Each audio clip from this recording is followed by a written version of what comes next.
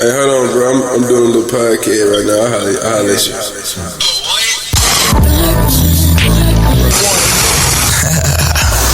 Look here, this how it's gonna go. I'm gonna do what the beat say do. You do what the DJ name say. And burn. Yes, you burn one down. Burn one and saute. If you ever try Gucci, man, you might burn one. And I'ma burn one for you.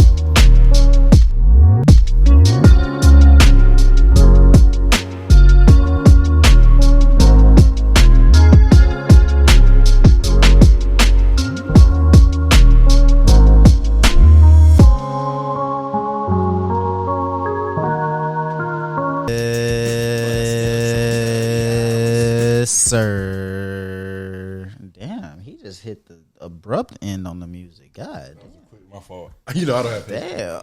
Welcome to another episode of the Burn One Podcast. You got your boy Rodney in here. You got your boy Too Bleezy in this thing. You got your boy E. And we have a very special guest with us today. It's your boy Druski. Yes, sir. Live from Throwback Thursday. Yes, sir. Before we get going into it, too, make sure you let them know where I can get you on Instagram for Throwback Thursdays. It's Throwback Thursday, letter CC, and that's just Throwback Thursday CC on Instagram. Gotcha. Bet. Welcome to episode 118 of the Burn One Podcast. One of these days, we'll get it fluently. One of these days. I was excited about today's episode, though, because I felt like we had a lot of good stuff put in the Insta chat to talk about. I ain't gonna lie. I was gonna wear this throwback No Limit Soldier sweatshirt I got. Gonna get crispy for you, Drew. You know what I'm saying? Man, look, But Drew coming. I gotta get crispy. I can't be looking like it's too small, and I ain't want to set myself up on the pod. feel you. You know what I'm saying? But it's hard. It's hard. I ain't gonna cap. I got a shirt that's too small for me. I don't know what I'm gonna do with. Like, this motherfucker is small. Is it small? I might be able to help. There's a trick you could do, man. You just give it a quick pop stretch. For real. You just. I don't know, cause it's got a picture of Basquiat on the front. It's a black tee, so I don't know. I feel like if I do that, it might stretch out the print. Yeah. So I don't know, but I'm gonna definitely try. I might fuck around. Or and try you can that throw shit it out. on while you're in the shower and stretch it out that way. Oh, for real? Okay, That's smart. okay, yeah. Put a little condition. You know what I'm saying? Add a little condition on it where it softens the fabric a little bit, and then just make sure you wash it off after. Really? Yeah. Okay, yeah. I'm gonna try Gonna that. have me in my shower. Right, I was gonna say you fully finna have clothed. me, man, trying all type of new tricks and shit. I had a shirt that was like extra medium, and I stretched it out, and I made it fit. Like it was I wasn't gonna say it was snug. It was perfect. Yeah, you know? Yeah, it was a nice right fit. Yeah. Man, I got so many small shirts here. What I be saying is I'm gonna just get smaller, but that's not gonna happen. That's not gonna happen. I'm gonna have to get in the shower with it. Welcome to episode 118. That was wild. That was wild. It just sounded wild, like it out of context, you know. Yeah, it's a soundbite. You want me to get it rolling with a topic? Well, I want to do the socials first. Socials. You can get at me, your boy Too Bleezy, at Agent Ocho 8. That's on Instagram, Twitter, and Apple Connect, where I'll be dropping a playlist off on your head tops and whatnot. You can get at me at This Is Boston on Twitter and Rodney Boston on Instagram.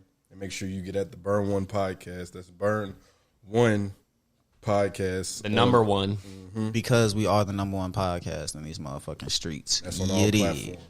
Instagram and Twitter. And you can get at me at E_Troop10. That's TROUP. Yes, sir. I want to knock out the biggest topic of the week first. And I mean, we kind of predicted it last episode. Julio. Okay. Julio Jones, as everybody knew, was coming to the Titans. Say it with me, TJ. Say it with me. Julio. You gonna love seeing Julio this year. You gonna love it. I know you. I ain't gonna lie. As long as I can run into Julio in the city, then I'll be cool with it. Other than You that, don't never fuck run that into shit. Julio. You ain't cool with it. No. That's fucked. So if Julio wins the Super Bowl with the Titans, you ain't gonna become a Titans fan? Nah, Did he I ain't see gonna- Julio in the city at some point in the season? Sure. Yeah, it's cool. You gonna become a fan though? Of the Titans? I mean, bro, I had Titans season tickets. I don't hate the Titans. They're I mean, just not not my saying favorite hate. team. We're not trying to say hate, but I mean, just like being like you claim as a fan. You claim the Titans, like you Damn, claim ATL. For me, I can't say I'm a fan of two teams. That's just a personal thing. I can't say I'm a fan of two teams. But they don't have conflict. You can How have a come they second don't? team. Like for me, for a long time, If we my play second, each other, somebody got to win the game. I'm not going to root for a tie. You right. Technically, I mean that's where you had your first team. I mean ATL would be your first team through and through. But like so, Okay, and then that's what it's been. I ain't never had no issues with the Titans. for the longest, my second NBA team was the Dallas Mavericks because they're in the whole different conference. Didn't have no conflict. I mean, I ain't had no beef with I'll them. put it like this: when it comes to shit like that, I just like I might have favorite players or players that I like to follow and shit like that. But look, ATL is always going to be where it's at For every sport. for everything. I can't. For everything. So what do we expect Julio to do in his first year? He said today too. They asked him about. Julio's gonna have 3 touchdowns by week 2. See, well, other That's people cap. felt like they were believe saying it. his I believe it. targets were going to go down. So they I asked think- him about it, and I he think was they like, go up. He said, I don't care if my targets go down. He said, I'm a team player. I'm here to win. Yeah, I was going to say I don't think Julio really cares too much about just stats like that. I mean, of course, like he's an elite athlete and he knows that. So of course, like any elite athlete, want to go out there and produce and prove that they worth what they worth. But in the end of the day, like Julio said, he want to win. I think they're gonna make Julio the number 2. Just because AJ Brown is coming into his own. I think AJ Brown goes stupid this year. Oh yeah, yeah. I don't think it's necessarily even like a 1 or a 2 type of deal. I think it's just like Really, As far as 2-1 who options, gets- to as be far as honest. it's gonna be 1 and 2 who gets more receptions or not. I think it's gonna be. I mean, AJ. yeah, but I don't think like what I'm saying about that is I don't think like the offense will be dictated by like Derrick Henry dictates. Could that they both make the Pro Bowl? Yeah, Yeah, yeah. If the believe Titans do well enough, yeah, yeah. I think so. Or are y'all going? Is this going to be where it goes to? Well, is Tannehill going? Because everybody loves to talk about Tannehill Oh not my throwing the God. ball Look, enough. we're not doing that Yeah, I'm this not week. talking about Tannehill. We're not doing that this week. This Okay? is this is all about Julio. I'm just saying. I'm glad that y'all changed your Bro, minds. I swear to I God, we didn't will talk change about my the Titans mind. I'm not every talking week. about them. We will talk about the I mean, you would Titans have to or have the a pretty Celtics decent every week, season and if he two of has his his receivers own go Pro segment Bowl. every time. Every time he have his own little segment. I mean, It's he called made Pro Bowl last Ethan year, didn't he? Diehard ranting.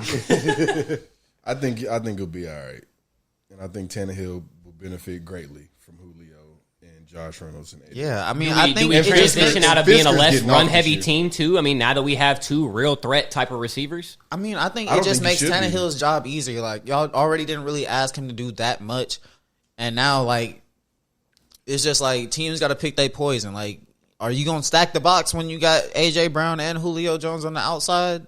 Probably not. No, But right. if you do, like you feel me, then we gonna tear y'all up on the outside. bro, that's such Yeah. a scary sight, bro. Like if I'm a If y'all defensive don't- coordinator and I know I am packing the box and I know I just got to live with what's out there, I'm not gonna lie. That whole play, I'm just holding my hand. I'm like, man, you please mean the whole don't fuck abuse it. played? You mean game? Well, I mean, I don't feel like anybody. I don't think that anybody could use a whole game plan like that anymore. We would force them not to. I think they would at times try to stack the box, but I don't think you can do that all game now that we have him. No, I mean Play action definitely, gonna have to yeah. be scary this year. Oh, for sure. It's gonna have to Play be action scary. was already really nice, to be It honest. was well played out. It was, but this year it shouldn't be nothing wrong with it. So, what do the Titans need to do now, in y'all's opinion? I mean, I know what I feel like we need to do. Okay. So defense is all. That's. I mean, I agree. And I believe in Bud Dupree. Yeah, I believe pass in- rushing has got to be. I don't think a y'all major even just factor. need no crazy ass defense neither. Y'all just yeah, need you're a right. alright defense. I mean, that's We're the gonna be thing. scoring. We Y'all were just 30 need a bend, don't Yeah. break ass I think defense. That's all Tannehill just y'all gotta need. get Don't rid be of the ball 32nd faster. ranked defense You in the know, league. like, he Is takes that what too y'all long to were go through last his year? reads. Yeah, and I Like- think that's gonna be difficult for him too, because now you got such thing as too many options. Yeah, You might make the wrong throw when one guy was wide the hell open and you threw it to another dude. It's gonna be a lot of those plays early on, I believe. Yeah. I don't know. I'll give him the benefit of the doubt because like like I was saying, I feel like the addition of Julio don't really change nothing for Tannehill other than it's making his job a lot easier, but I don't think nothing about what he's going to be doing is going to really be changing too much. Like, if the first read not there, he going to make the second read, which is what he's been doing, and he's been good at these past few years. So, I mean, it's not like they're about to go out there and ask him to be motherfucking Kyler Murray or goddamn, Tom Brady, like, throwing for, like, they're not going to ask him to go out there and throw for 6,000 yards this season. He's not, but he's going to, if Julio and AJ do what they're supposed to do, he's going to have a great year. Mm-hmm. And he's going to look amazing. So, yeah, he'll get a Pro Bowl. If Julio and AJ get Pro Bowls, he get Pro Bowls. Yeah. You gonna scream it with me at the first Titans game we go to? I'm already looking at the Kansas City tickets right now. Man, that's a drive. I went with there. No, they coming here. Oh, they coming here? Mm-hmm. Oh, that's gonna be a good one. Yeah. And I know I said this when we got here, but I do want to reiterate this because I see more people posting this. Shout out to all my loyal Day One Titans fans. I know we done been through it. Damn it, we done been through it. Yes, sir. But I see a lot of them saying you don't want the bandwagon fans. And I understand that because that was me for a while. The loyalty is a big thing.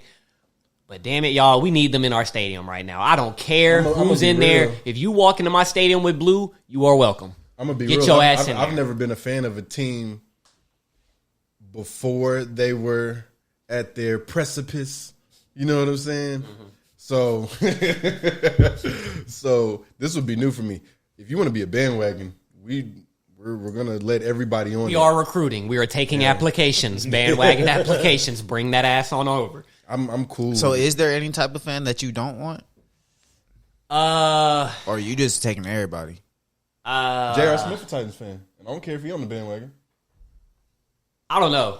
I mean, because part of the thing that comes with bandwagon too. I mean, I feel like you can kind of implement like a fear factor to an extent. Like teams, there's gonna be hype around you. They're gonna be. All they do is hear about you. Some people might crumble under that and be like, oh, I mean, they're professional athletes, but we need whatever we can get at this point. Who are usually bandwagon fans? People who don't know shit about sports. Yep. The casuals. And why wouldn't we be the favorite outside of the Kansas City Chiefs or the Bucks? I think we got the third best chance. Well, I ain't going to count out Pittsburgh either because Pittsburgh is always, that defense every year, when you've got a good defense is, go look at how Peyton Manning won a ring. He one of them. Yeah, but barring injury, I think niggas got to beat our offense. Like, you got to score more points than us. Yeah. That's what it's going to come down to. The Chiefs are but when we did play Pittsburgh last year, it was a tight game, and Ben Roethlisberger just does kind of tear apart our DBs. But it goes to show, we didn't have any pass rush last year at all. Yeah. So, our defense was just bad overall. Like you said, we just can't be 31st and 32nd ranked throughout a dominant portion of the year. Y'all division not really. Colts got a decent. Our division ain't what? Y'all not really that good. What? The AFC South is not that good. That's cap. That's just cap. We may not be Super Bowl winners every year, but those are competitive teams. You gonna tell me the Texans don't have years where they compete? I'm gonna say the AFC South. Have they ever really usually one of the? I'm not saying AFC South is the usual Super Bowl threat. They be having teams with some names on them. They be having teams with some names on them. We not the Patriots division over there and shit with what fucking the Jets and. But the Patriots have the Patriots in their division. You know what I'm saying? Like, there's no established. It's easy to be the Patriots if the rest of all three of the other teams are 2-14 and 3-13. I feel like y'all kind of have the same opportunity, bro. The Colts always have, for whatever reason, they always find a way to be above. They always find a way to be better than what they should be. Yeah. In these past years since Peyton Manning has left, I'll say. Yep. Especially with Andrew. And like the Jaguars have not been good. They pop up every decade. They made their decade. Jaguars have not been good, and like the Texans, they've just have. I've seen players like talk about their ownership like a lot. So I feel like they just don't even really care. Like I feel like they kind of just lucked up and kind of fell into the position where they had a lot of these players that had big names. Like DeAndre Hopkins, and I feel like the organizations in the AFC South aren't the best, but there's a lot of talent in the AFC South. They just didn't know what to do. I mean, look okay, at see, Houston. that's what I'm saying. I'll give you that, but like they never really did anything. Like Houston, like I said, Houston had a couple years where there was like they had a decent team, but like they were never real threats to win the Super Bowl. Yeah, They were fun to watch. They were good contenders. You know what I'm saying? But man, In the division, I'll say that. I don't feel like they was ever like true contenders for a title though. They might have been like contenders as far as like, yeah, in this division, like, you know, just for the fact that we play each other all the time, like we know y'all, like we know how to, you feel me, play well against the teams in our division, but like we go against these teams like outside the division, we trash. I will say the AFC South is probably the most interesting division this year. With what's going on in like Houston, I said, what's going on in Jacksonville, and then yeah, Julio. that's what I was going to ask. Jacksonville, obviously, like I said, to me, in my opinion, they make an appearance every like 5 to 10 years where they like can be decently good, or they'll make a playoff appearance. They should have never let Jalen Ramsey leave. I mean, They should have just managed the situation a whole lot better. I ain't gonna say that, but yeah. But so Trevor Lawrence, do you think he's going to be able to turn that around and get them into a more consistent competitive era, or does he give them a chance to have a pop-up era out of nowhere? Maybe once he matures a little bit, maybe year 4 or 5. He got to show me first. I ain't gonna lie. He got to show me, and a lot of this is off of his success is based off of Urban Meyer's success. So he'll go as far as Urban Meyer can take him, and we don't know how far Urban Meyer can take an NFL team. It's fair. So his whatever his performance this year just kind of has an asterisk and you got Tebow on your team. It's a lot of bullshit going on in Jackson. Yeah. Now, I will say this too, though. What are we going to do if Tebow comes out here and really is actually like good at tight end? I'm gonna give him his props. He on. Hey, Tebow what? I'm gonna shut the fuck Tebow's up. he's a tight end for the Jacksonville Jaguars. What? Yeah, they signed him as tight end. People mad about it. When this happened? Like maybe a month ago. Last week was when they officially signed him, but they had been talking about it for a like month ago. Yeah. about a month. Man, Urban Meyer and Tebow connection. I was thinking he was just a locker room guy. They saying he getting minutes. We'll see. I didn't see that. Got the SEC. I did. Oh yeah, because I did see they said that they were potentially looking at planning to use him like Taysom Hill in New Orleans. I see. Yeah, Some plays like that.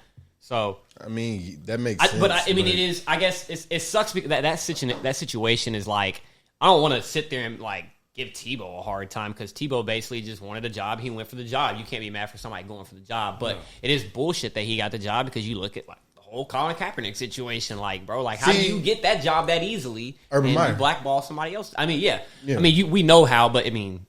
Yeah, it's just I think with that situation specifically because I fuck with Tebow as a person because I like him. That's what I like Tebow on it TV. sucks that it's Tebow because Tebow's actually a good guy. Yeah. I love Tebow on TV. It's fucking Tim Tebow. You already had your run. I was, you know what I'm saying? Like, I was cool with the baseball shit because I was like, I mean, at least he went through the minor leagues and shit. Like, okay, maybe him getting an opportunity was kind of bullshit, but like, bro, it's plenty of people in the minors that, you feel me? But I mean, if we're gonna have a bone to pick with Tebow, we should have a bone to pick with Rob Gronkowski. You can just fucking leave and come back. Yeah, no. And then come back and be like, yeah, no, I'm not gonna play for you. If you want me to come back, you gotta trade me. Yeah. If you can either lose me by me retiring or you can gain value from me by me coming back and you trading me. You pick and choose. That's kind of fucked. Yeah. And that's unheard of in the NFL. Having that much power. But while we are on the topic of football, there was another football question that I had. It's more college, though. So if y'all seen, they're looking at potentially expanding the college playoffs to 12 teams. Why? Yeah, I'm in favor of them expanding the college playoffs, but not to 12 teams. That's just over the top. As a Georgia fan who gets to actually be in the conversation every year, I'm cool with it only being 4 teams because honestly... But y'all ain't that 14 most of the time. We've been in the playoffs. Y'all been in it, but I'm saying y'all aren't year in, year out. This will give y'all opportunity. Y'all should miss the playoffs ever now. Y'all should be on some Bama type shit. Last year we shouldn't have. We should have, but Notre Dame should have never been in it. What I think, the 14 thing is cool, but the way they judge this shit is so off. It's off. If you extend it to 12, they're going to be mad that 7 SEC teams make the fucking playoffs. That is fair. Okay? That's what they're trying to get away from. And that's what's just going to happen. We usually got. So you think it should stay at 4? You don't think it should expand? Because what are you doing it for?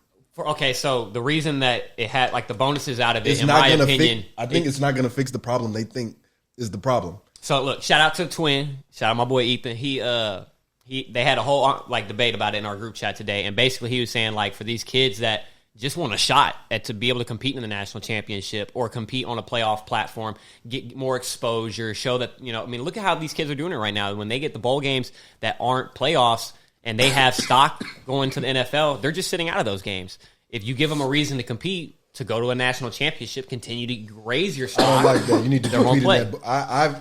If you're a star, cool. But for most guys, you need to be playing in that bowl game. But that's what I'm saying. That takes if your star player sits out of your bowl game, that's not going to be a good game. Well, y'all should have been good enough to make it does good for the sport and for the players because they get also you have players that are about to be able to get paid. So if you can play on a bigger stage like that and have playoff games, that's more exposure, more money for these players. I agree with that. I just with you on that point. It's more so for the players. Like I know a lot of people want to look at because it is also a health risk too. You're playing more games and stuff like that, so you got to risk injuries and stuff like that. But I'm pretty sure them kids would give anything to have an opportunity to be on the primetime TV in a playoff setting and go compete to try to get to a national championship. I think those top ranked teams aren't going. I don't think 12. I think 12 is too many. I would say maybe if you added another 2 or something like that. 6 to 8. 6 to 8 is reasonable. And then say like one of them got to be like a non-Power 5 conference school because that's really what everybody they complain about basically. Because everybody else like if you're in a Power 5 conference and you're not top 4, then I don't want to. That's your fault. Yeah. But let's be real. We're not trying to hear from you no more, Boise State. I know it's been years since they was trying to say shit, but we're not trying to hear from y'all no more. Yeah, them two, Yeah. or them or Florida Atlantic or something like that. It was somebody else, not FAU. Because they ended up beating Auburn in a bowl game, and that was the year Auburn beat Alabama and UCF. Georgia. UCF. Yeah. I mean, extended to 6 years, that's cool. 12, that's basketball shit, bro. Yeah, that's aggressive. I mean, because then you're just gonna have. I mean, I'm assuming that if you extend it to 12, the 1 and 2 seeds maybe get a bye. And I doubt they do. But then you still have 5 or 6 games of just an ass whooping. The season has to be shorter too, right? Maybe not. Maybe don't think they so. They increase how many bowl games matter in the tournament. So it's still the same amount of games you play during the season, but you know how they only have 4 or 5 bowl games for the actual tournament. They'll extend how many bowl games go into the tournament. That is. I mean, I feel like they could really fix 2 things here with this. You expand it to maybe 6 or 8, but you also got to understand the main reason some of these teams are feeling like that is scheduling. We've got to do better about scheduling and making it more competitive so that when it gets down to picking these teams to go into it, you're not going, well, why are we picking them if they didn't play anybody? All right, well, fucking put somebody on your schedule. You want to be in there, put somebody on your schedule, at least 1 or 2 teams that are competitive. Then that comes down to the teams. The teams make their schedule. I mean, yes, but NCAA has to have some kind of sway in that. I think that should just come. I think they should just take because how that much do into you want effect them to have control over?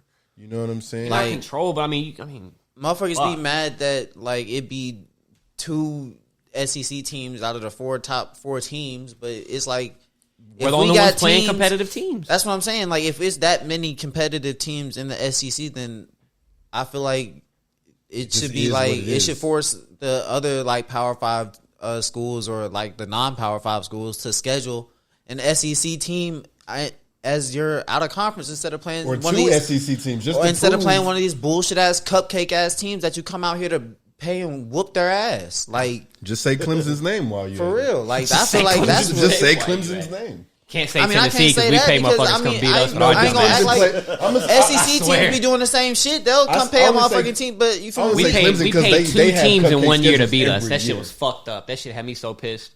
What'd you say? We paid 2 teams to beat us. As an SEC team? Tennessee. We paid 2 teams to beat us. The first 2 games of the season. You remember when we lost to Appalachian State and that's some OVC who shit. Who else was the other fucking team? I can't even remember. It was like Ohio State or that's some some shit. Conference USA shit right there. Y'all not supposed to be doing that. I'm talking about like the team. Obviously, I can't even remember what the team's name is. That's how random the team was. When one of my homies was like, "Man, y'all gonna fuck around and lose this game too," I was like, "All right, now you just being disrespectful. Throw 20 on it." Bro, when I tell you I was so mad to lose that $20, It was a funky 20 then. funky ass 20, bro. To a team you don't even know that, like, I can't even remember. Come on, man. Shit fucked me up. Did they say, like, generally what the main issue is for them as to why they're opening up the tournament? The NCAA or the FCS? Talking about expanding it? Mm-hmm. I don't know if they've come out and said a main reason, but I feel like the main reason we all generally would know is just because people complain about not getting in and not getting their fair shot. I think it's not going to work. I mean, too, I guess the crazy thing to me is, so in the group chat, dominantly, the Bama fans immediately hate this. I don't understand why. I don't feel like this affects Bama by any means. Bama will most likely be a first-round seed. Grateful. Shit. I remember the days when, nigga, they used to only take the top 2 teams. Yeah, that was it. That was it. If you were in the top 2, it was over with. Like, you didn't have no. We at least got 4. Yeah, like, and it's a system. It's like an actual. Right, it's not the best system though. Like, cause the BCS, I ain't gonna lie, BCS used to be some bullshit. But they got some names on that committee. Like, I don't know, you know Condoleezza Rice. Mm-hmm. Yeah, she's on the committee. Yeah, which blows my mind every year. But I just think it's not gonna work because you got the same committee. If you're not a Power 5 school, you really got to go undefeated or only lose like 2 games. Because if you're a Power 5 school, you can't lose 2 games and be in the playoffs, right? You can't lose 1, damn near. Damn near these days, you can't lose 1 game. So, at least you know your team will be in there, Rodney. Can't say the same for mine. Definitely in there. I don't even know what I don't even know if I'm gonna be watching this year, bro. I quit watching last year because that shit just pissed me off too much. It was so actually like if anybody that listens knows, you know, I'm a super fan of all my teams. I stress over my teams. That shit was not good for me, bro. I had to stop watching. I'm screaming at my TV, bro. Jeremy Pruitt's gone, right? Yeah, that's crazy. That was short lived. Yeah, fuck him too. Look, y'all got him right after Georgia had got Kirby thinking that he was gonna bring some Bama down to Knoxville. Fuck no. I just want whatever coach we bring to bring discipline, for fuck's sake, bro. We have so many games where we just are like the team that always has the most penalties. We can't. We shoot ourselves in the foot. Y'all been ass since Philip Farmer left. Yeah, we have. Yeah. Well, hold on now. We had a little run with Josh Dobbs. With Butch Jones and Josh Dobbs? Mm-hmm. Okay, I'll give you that. And who else was on that team? I think they only lost 3 games that year, I think. And they were to all 3 teams that were in the top 10 or something like that. It was Bama, Georgia, and Florida. Okay, I'll give you that one. Yeah, I will give you and that. I remember that Florida game, too. I was... Because y'all got niggas in the league on that team. Josh Dobbs is on... He's a free agent now, I believe. But he got drafted to the Steelers. Yeah. So he played behind Vic. Vic was there. What else we got on the rundown that's not sports? Yeah. Not sports? I can move out of it. I didn't know if you wanted to knock all the sports out before we moved out of sports or what. Well, I guess. Damn, what other sport topic do we have? I mean, us. Hold on. The fight. Yeah, the That's Floyd what I was fight. saying. I was going to say, are we going to move past the fight? The fight? Did that's you watch not the fight? sports. The Floyd and Logan Paul Oh fight? man, yeah, I did. I watched it on my phone. Yeah. I wasn't paying for it. Yeah, hell no, I ain't paying for that shit. Bro, I went through so many streams to watch that fight. That shit was ridiculous. My stream was crazy. And TJ was grilling me the whole time about it. He was like, give it up. Hey, this man over here. Bro, that's what I had to do at one point. That was one of the 3. I was like, bro, fuck it. We got to do what you got to do. Yeah, he was over here finna have an aneurysm because he couldn't fucking watch the damn Logan Paul. And Off, man. In my opinion. And I ain't even going to say... Well, go ahead. What was you going to say? I think now it's all about the money. Like it's promoting. You know what I'm saying? Like that's all, advertising yourself. You know what I'm saying? Like, come on, like it doesn't turn into like celebrity deathmatch. That's what it is. I'm cool with celebrity boxing. Don't get me wrong, but why are we mixing celebrities and professionals? Because now because Floyd's the fake. biggest celebrity. Because like Logan Paul comes out here and he goes to his Instagram or whatever and is like, I see everybody trying to say that I got knocked out and he held me up. Come on, y'all. Y'all know that's not true. Just give me credit. No, bro. You literally land on him for 2 to 3 seconds like you limp. Like, that's a knockout to me. And I know damn well Floyd is if the bag was if you knock him out, you get more money, he's going to knock him out. So, like, why we make it the rules to it were bullshit. Because I think the bag was we need 8 rounds. Yeah.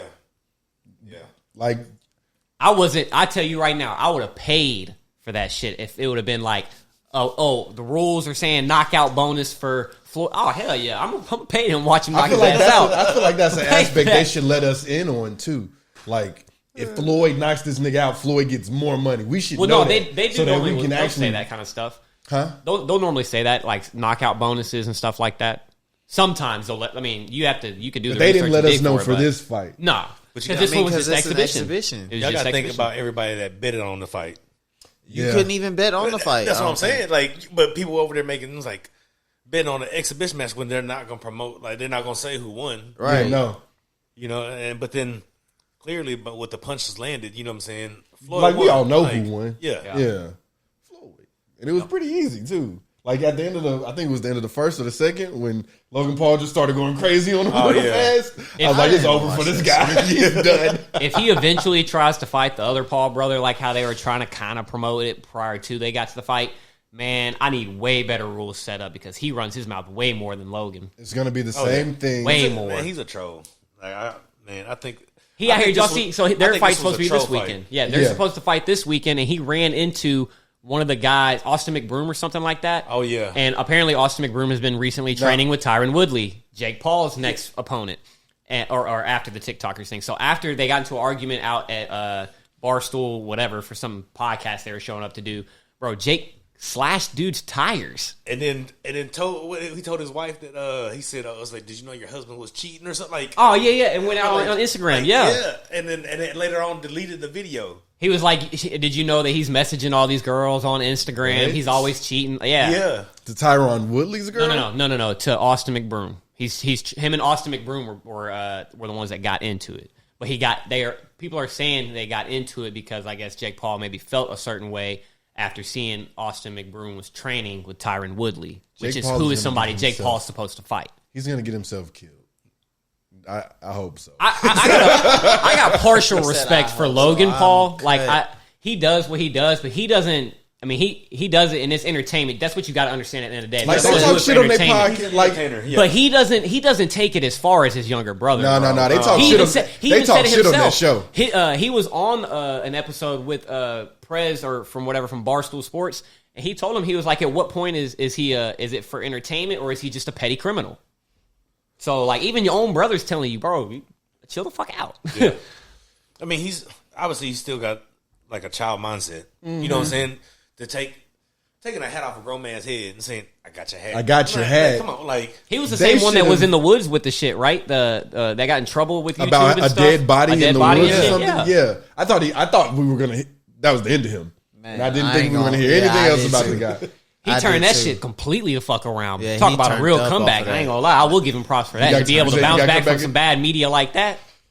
Man, I hope Tyron Woodley. In this But shit. that's the thing, bro. I don't think he's going. Bro, I'm not putting Bruh, my faith in Tyron Woodley, Me bro. neither. I ain't He gonna did the lie to same you. thing Nate Robinson said, and it's the main part where he fucked up. He came out and was said, "I'm doing this for the culture." Why are you already throwing that out there, bro? Just go beat his ass. Period. He need to go You against like go Ryan out there Garcia now or and something. lose. You know how pissed people are finna be. Everybody already watched Nate Robinson lose. You know Ryan Garcia? Yep, that boy got hands. He will end Jake Paul. Jake Paul ain't stupid. He ain't But I think stupid. Ryan Paul was backstage at the fight the other night, but so was like literally everybody else. But he was backstage on I think I would Jake Paul's picture. I would side. picture Jake Paul being one of the dumbasses that like because Ryan Garcia had all those videos for a while where he was like hitting people in the stomachs with a pad. I think he's done it Yeah, I was gonna before, say yeah. I feel like he would have done that, or he probably has. That's some I think Jake he's Paul done it ass before. shit. He's a fucking idiot, bro. And he's not funny. Like that's another thing. Like you Yeah, can at least I do don't a find funny the show. childish shit entertaining. That's just me. But I mean, people do. yeah. People like his brother more. I can tell you that. After Yeah. the fight, people like his brother way. I just more. think they respect his brother more. Yeah, I do too. 'Cause His brother don't talk as much. You know what I'm saying? Like No. it's I don't know. With me, I just don't like people to just Do all constantly that. like all the talking is just meant like you're doing it for attention. You know? It's yeah. like, It's So not just curious genuine. too, like talking about that Jake Paul and Woodley fight. Did y'all watch or did y'all see any of the beef that kind of transpired to lead to that? It was during which fight was it? It was when Jake was fighting the other UFC dude, Ben Askren. Ben Askren. Woodley came back behind stage and was talking with him and chopping it up. And I remember seeing a clip where one of Jake's, I guess people he trains with or whatever, was like, you don't know nothing about these, champ, holding up some gloves. You don't know nothing about these. You don't know nothing about these. And like low-key just kind of like he instigated sneak this and kind of saying you don't really want to touch these, and then Willie being like, come on man, you know who I am, and they talking about, well shit, you done lost your last 3 fights, do we know who you are? And so he was like you can't even, you don't have no money behind your name and shit like that. And so that's where it all kind of transpired, and I saw it during that fight and I was like, man, I feel like there's something coming up here. And then now they scheduled the fight. Man, I think it's becoming like boxing's becoming like the new WWF, like where it's all like just drama involved. You know what I'm saying? It's like because even Chad Ochocinco fought that night. Okay, but hold on now. See, I was actually getting ready to go to that too because I felt like Chad did a good job. Chad did do a good job. It's just the fact that Chad Ochocinco boxed. That's not the same because Chad is someone who is like the way he processes things. He's going to take on any challenge and really like go at it. Like I feel like he has that actual talent to be able to do something like that. There's people like we talked about when BT was here that are just extremely talented in everything. Look, so is Logan Paul, but he's a celebrity. That's what I'm saying. Is Logan Paul talented or is Logan Paul got a name behind him? I don't know how to say if this Logan Paul is talented yet. He's a celebrity. He's a celebrity. But when I look at Chad Ochocinco, he's a celebrity too, a former athlete, but I feel like he was actually skilled in there he had slip-ups too as his first match, but for a first match, he looked pretty good. It was a good fight for him, and he took his punch and got right back up. I was really proud to see him get right back up, but he's Chad Ochocinco. Like, you know what I'm saying? Joe Schmo was not finna get in the ring. And even the nigga that he fought, people don't know him as well as they know Chad Ochocinco. I just know they were saying that he was some kind of UFC fighter or not. I He's don't a know. boxer. They said he was some kind of like actual combat sports fighter. So yeah, I went to his IG and like he a real fighter, but he just fucked up when he started gloating. I mean he won the fight. Yeah, that boy got hit with the right real quick when he started gloating. The only reason we watch is because Ochocinco is Ochocinco. Really though. Yeah. And Floyd is Floyd. And Logan Paul is Logan Paul. People just wanted to see a knockout. Like Floyd handle his business and shut them up but I mean it was all about the money, so and I ain't gonna lie, Floyd looked like young Floyd when he was kind of like dodging some of that shit. I was like, all right, that like you still got it. But and he wasn't getting hit even when Logan Paul was throwing, he was staying solid. Yeah. He wasn't hitting nothing but gloves. That was it. I was shitty I didn't get to see the second fight, or it was either the second or third one right after, where they had two, like, they were actual boxers too. Yeah, they said that was... They were like, and they were heavier weights. I remember I started watching like the first 3 to 4 rounds, and then my stream started fucking up. And in them 3 to 4 rounds... They were getting at it. Boy, they was... Blood was everywhere after the second round. And I think that's good for those events. At least put 2 real boxers in there to show the sport of boxing can still... Like, it still has some integrity. But damn. Because right now, boxing is just, like you said, WWE. Yeah. I'm still weak. He said he want that man to Apollo Creed in the ring. Really? Don't put Michael B. Jordan in there. Put Michael B. Jordan in the ring. No. With Logan Paul. No. Yes. Hey, we know he can take a punch. Jake Paul versus Creed. We need that. I don't want to see. Hey, that would be Jake Paul knock out motherfucking Michael. That would be Jordan. interesting. You think Michael B. Jordan get knocked out? Yes. By Jake Paul? Yes. I mean, Jake Paul. Look, I would say I see more that. talent in Jake Paul as a boxer than his brother. But No. Logan has Michael a better B. Jordan will boxer. get his ass I don't knocked think out so. by I think he's Jake just bigger. Paul. I do bigger. not want to see that. I ain't gonna lie. When I seen Logan Paul in the ring, I was like, "That's one big white boy right there." Regardless, that's of one cornbread it being fed Ben white man. Askren, like I still respect that you knocked out a former respected fighter, but obviously we know Ben Askren was on the large downfall when he knocked him out. I don't respect Jake Paul though. That punch There's that he a like, a difference. lot of people tried to say that one was rigged. That he let him knock him out. Nah, bro, you don't just I don't think you just let somebody knock you out. I think Ben Askren can eat some punches though. Yep. Yeah, he can. He can. But We've seen him. One is like, man, it's like, how is that even possible? Like, It looked like Ben hadn't fought. He hit him trained, right or on the anything temple for down it. near, Yeah. right on the temple. He did not Left. train that, bro. I do not believe Ben Askren trained for that. Well, yeah. I mean, look, he was Bro out of came shape, to but the ring he looked in pretty his out of shape in the draws. UFC too. But yeah, Shit. I do think Jake picks his opponent's very smart. He picked Ben Askren on the fall coming out of USC, and then his next person is another person on the fall coming out of USC. He need to fight Tyson Fury. Oh, Do it. I don't think he could. I think you would have to put Logan in on that one instead, because Logan's the only one that would have the size to survive fuck more Jake. than a round with Tyson. Logan gonna get his ass beat for sure, but Jake gonna for sure get his ass beat. Jake just gonna 'Cause talk he- 'cause- shit, and 'cause then Tyson You really gonna want to see no. that man die in the ring. Because Tyson gonna really do it for the culture. Nate said Nate's 5'4". He can't do it for the culture. Tyson can really do it for the culture. He gonna lay his ass out, bro. I ain't gonna say what I wanted to say. But Say it. nah, it's cool. Come on, bro. We need content. we need content. What else we got on the rundown? That's it with sports, though, right? No basketball shit. Yeah, I'm not going to talk. I don't really care about the KD shit. I mean, there's one more sports thing if y'all want to briefly go through it or not. I don't know if y'all are too into it, but it's a sport we don't necessarily always talk about. The stuff where I sent, apparently August 6th through 8th, Nashville will host one of the first IndyCar races. And it says that it goes over a body of water. It's supposed to go through the parking lot of the Nissan Stadium. Nissan Stadium, and then back around, was it down Broadway? And Oh, wow. yeah, it's gonna be nice, bro. When is this? August 6th through 8th. And I think tickets are I want to say between $200 to $500 to actually get like a decent seat. You And know they what I'm saying? basically Like, shutting the city down. for yeah, it. yeah, like downtown area. Yeah, they're gonna shut it down. But I it's ain't gonna lie, gonna that's be kind of lit. That's it's gonna be dope. Like, I'm excited about it because it's something different in the city, and it's not NASCAR. Like where you're in you know what I'm saying, where So you're it's driving like around in a some circle. Grand Prix type shit. Yeah. Is that normal? I don't never watch those type of races. Is that normal to go over a body of water like that? Like how I felt like they emphasized that Are because they that's building not something some you. shit? I think It says the post read. They going exactly. to edge you? what are they going across the river? The river is what I would assume. That's what I'm thinking. thinking. So, I mean, it just says, the post reads exactly, August 6th through 8th, Nashville will host one of the first IndyCar races that goes over a body of water. So I'm assuming that means that's the first time we're going over a body of water. One of the first or the first? That's it, one of. One of the first. Let's see, look, Maybe in Nashville. trying to trick us.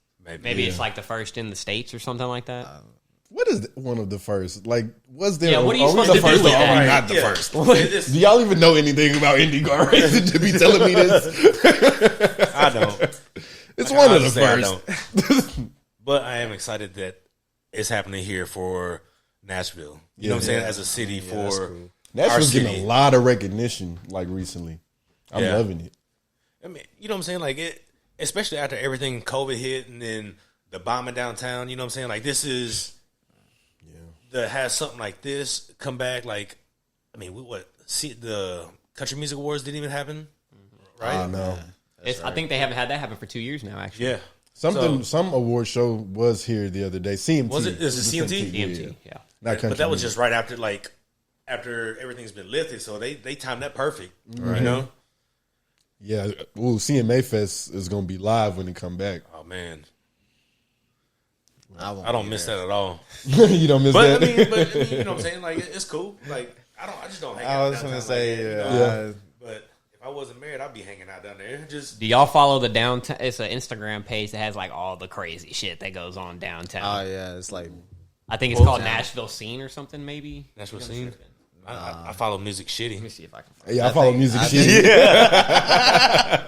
I think that's the one you're talking about. I think that's what I'm talking about. That's the one everybody follows. Yeah. Music shit, That fool's That's I don't Yeah, follow that one, but I'm about to. Damn, I can't see where the other one is. Fuck it. But yeah, Nashville downtown is just, man, I ain't gonna lie, I can't go down there, bro. I can't, That's just man. too wild for me, I man. think Like, I'm going like once this is over. So I tell you, last time I was downtown, I was riding my bicycle. Yeah, I was thinking about it.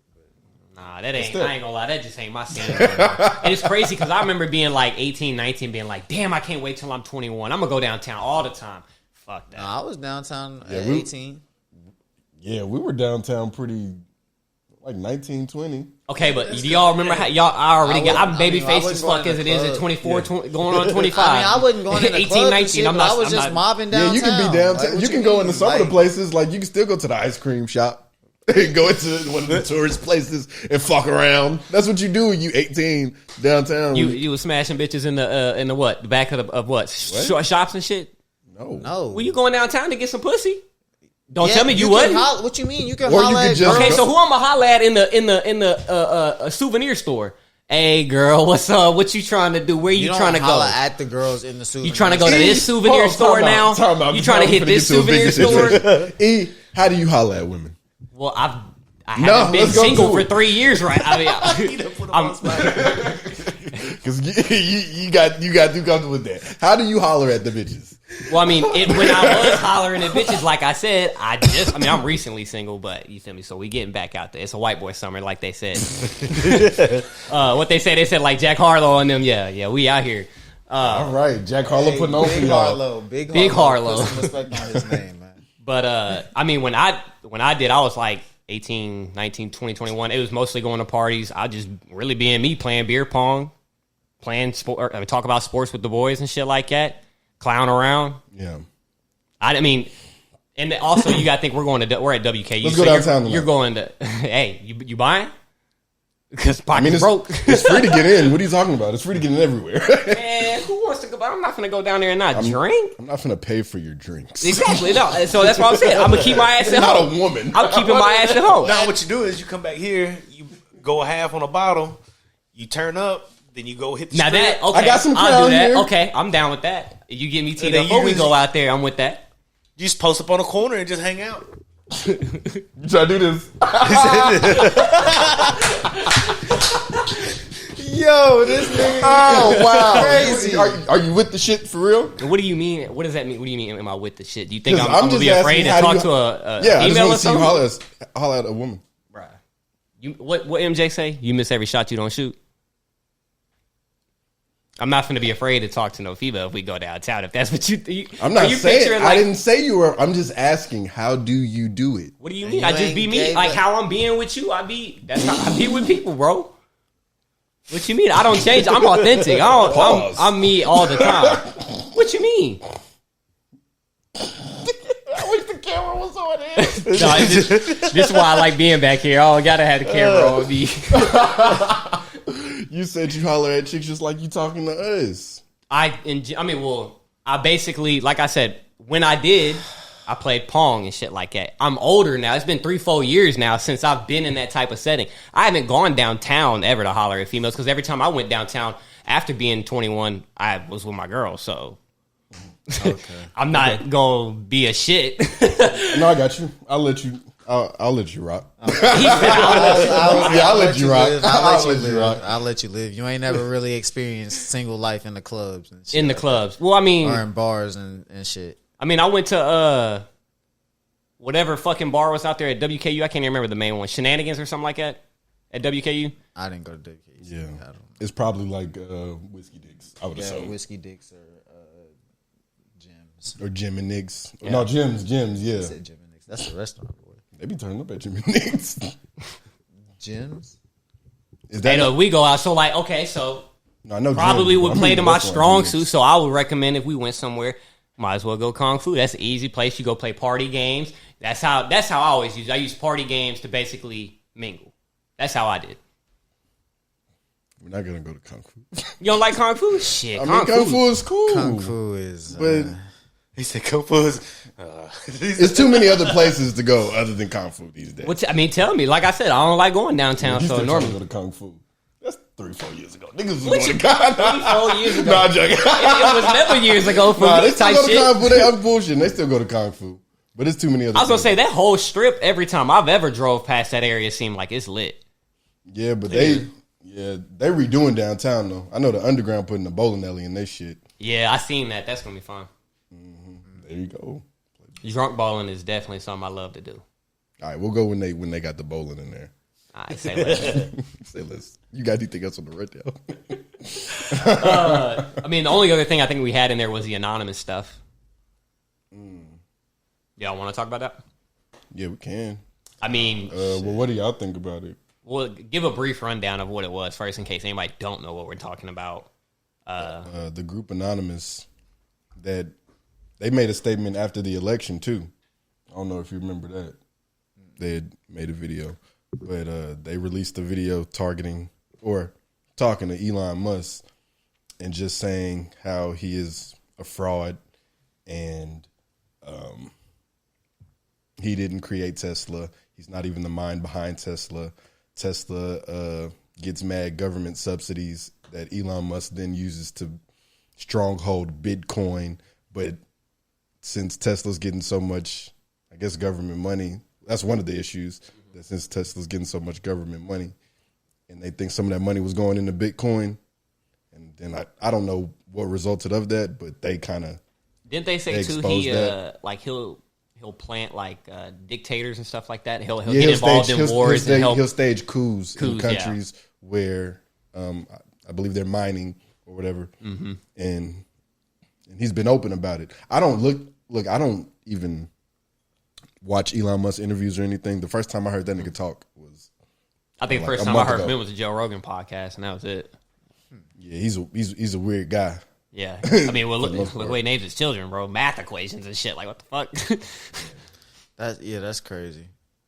I don't know, but yeah, that to me, I do remember. Like when I saw it, I was just like, bro, what the fuck? Like, I felt like this is some shit I'm supposed to see in the movie, bro. I'm not supposed to be having this happen. So, yeah. I mean, I guess it didn't really seem like it was a threat. He hasn't tweeted since that video came out. Oh, really? Really? Mm-hmm. Now, I was not aware of that. That's actually Trust me, I checked the date the YouTube video came out, then I checked his Twitter. The man has not tweeted since that video dropped. Did he tweet that day that could he have tweeted He tweeted the day before, yes. Okay. But he did not tweet. He has not tweeted since the video has dropped. That's crazy. That's interesting. He's feeling the heat. I guess he said, I'm going to shut the fuck up. But they saying like... He's just sitting back collecting that money. Yeah, another thing they said that was really apparent, because we was talking about crypto before the show started, what he did with Bitcoin, like people are putting so much money into this stuff because you're influencing the market, but you have an even bigger like grasp on it than they do. Like you actually own some of this Bitcoin and shit, and like you said, Dogecoin went off on his ass the other day, because people are putting their money into this shit, not really understanding stock. They think this shit gonna hit $1 in a week. No, they don't know they losing money and all types of shit. And he's kind of manipulating people's livelihoods like that by kind of, I guess, popularizing it and romanticizing it. Because I definitely put Doge in before SNL. My stupid ass is looking at a dip. On what? Man, I got in at 60-something cent like a dickhead. That shit is never seen that again. AMC. I didn't know about AMC. I did, but I wasn't putting money into that. But yeah. I'm trying to find the one that's at 0.000001. What's the next Dogecoin? Fuck Dogecoin. Everybody was hopping on Shiba, and then I was going to say Shiba was the most recent one. And is it though? No. They're getting over on us. You know what I'm saying? Like, you got to think, man. It's like these people are playing with big money. You know what I'm saying? And we're playing with paycheck to paycheck. Yeah, the little we got. The little, you know what I'm saying? Little guys like us. So we ain't gonna see no big return unless we put in a big chunk. You know what I'm saying? Like, yeah. But then again, you're still putting a big ass risk on your, you know what I'm saying? Like that's a big old gamble. I'd rather go to the casino and That's a way better gamble. And put it on bet on black. Right. Yeah. And let it I got a 50 chance. Yep. You know what I'm saying? Like this stock market shit, like you said, they know this game better than we know. Yeah. And they putting way more money into it than we putting in.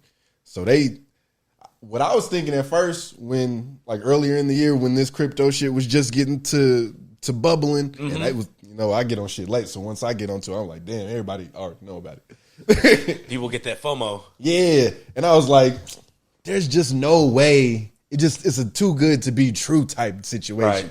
Like, yeah, it's like almost how I feel about Forex. Yeah, you know something about what you're doing right now, but the game you playing, there's other motherfuckers playing this game that affect your money that know this game way better than you do. Yeah.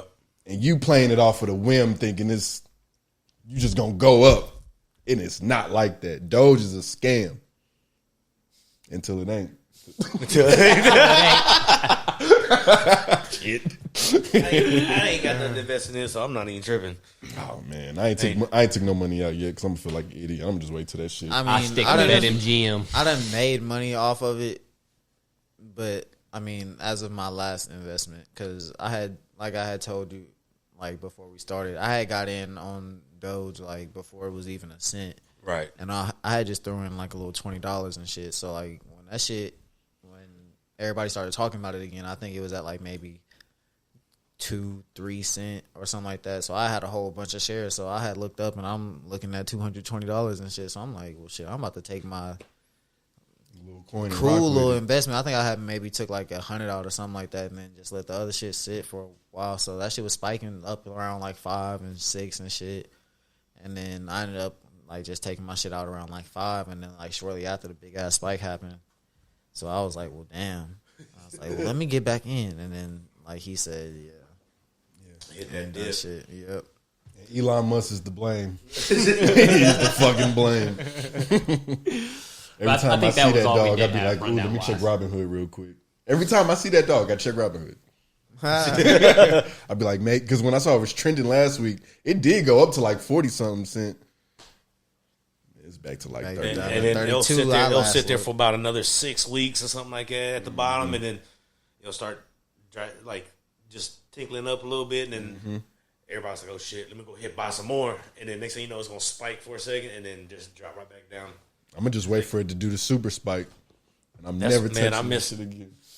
I knew I should have sold mine when I was up like 500%, and I was like, man, I wonder if it's gonna keep on going up.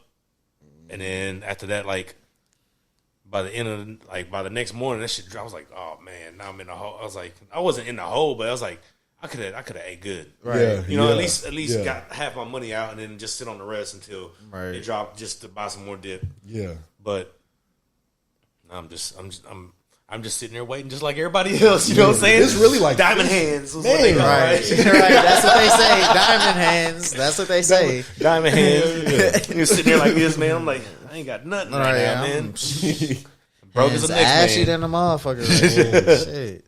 Man. Talking about to the moon. Man.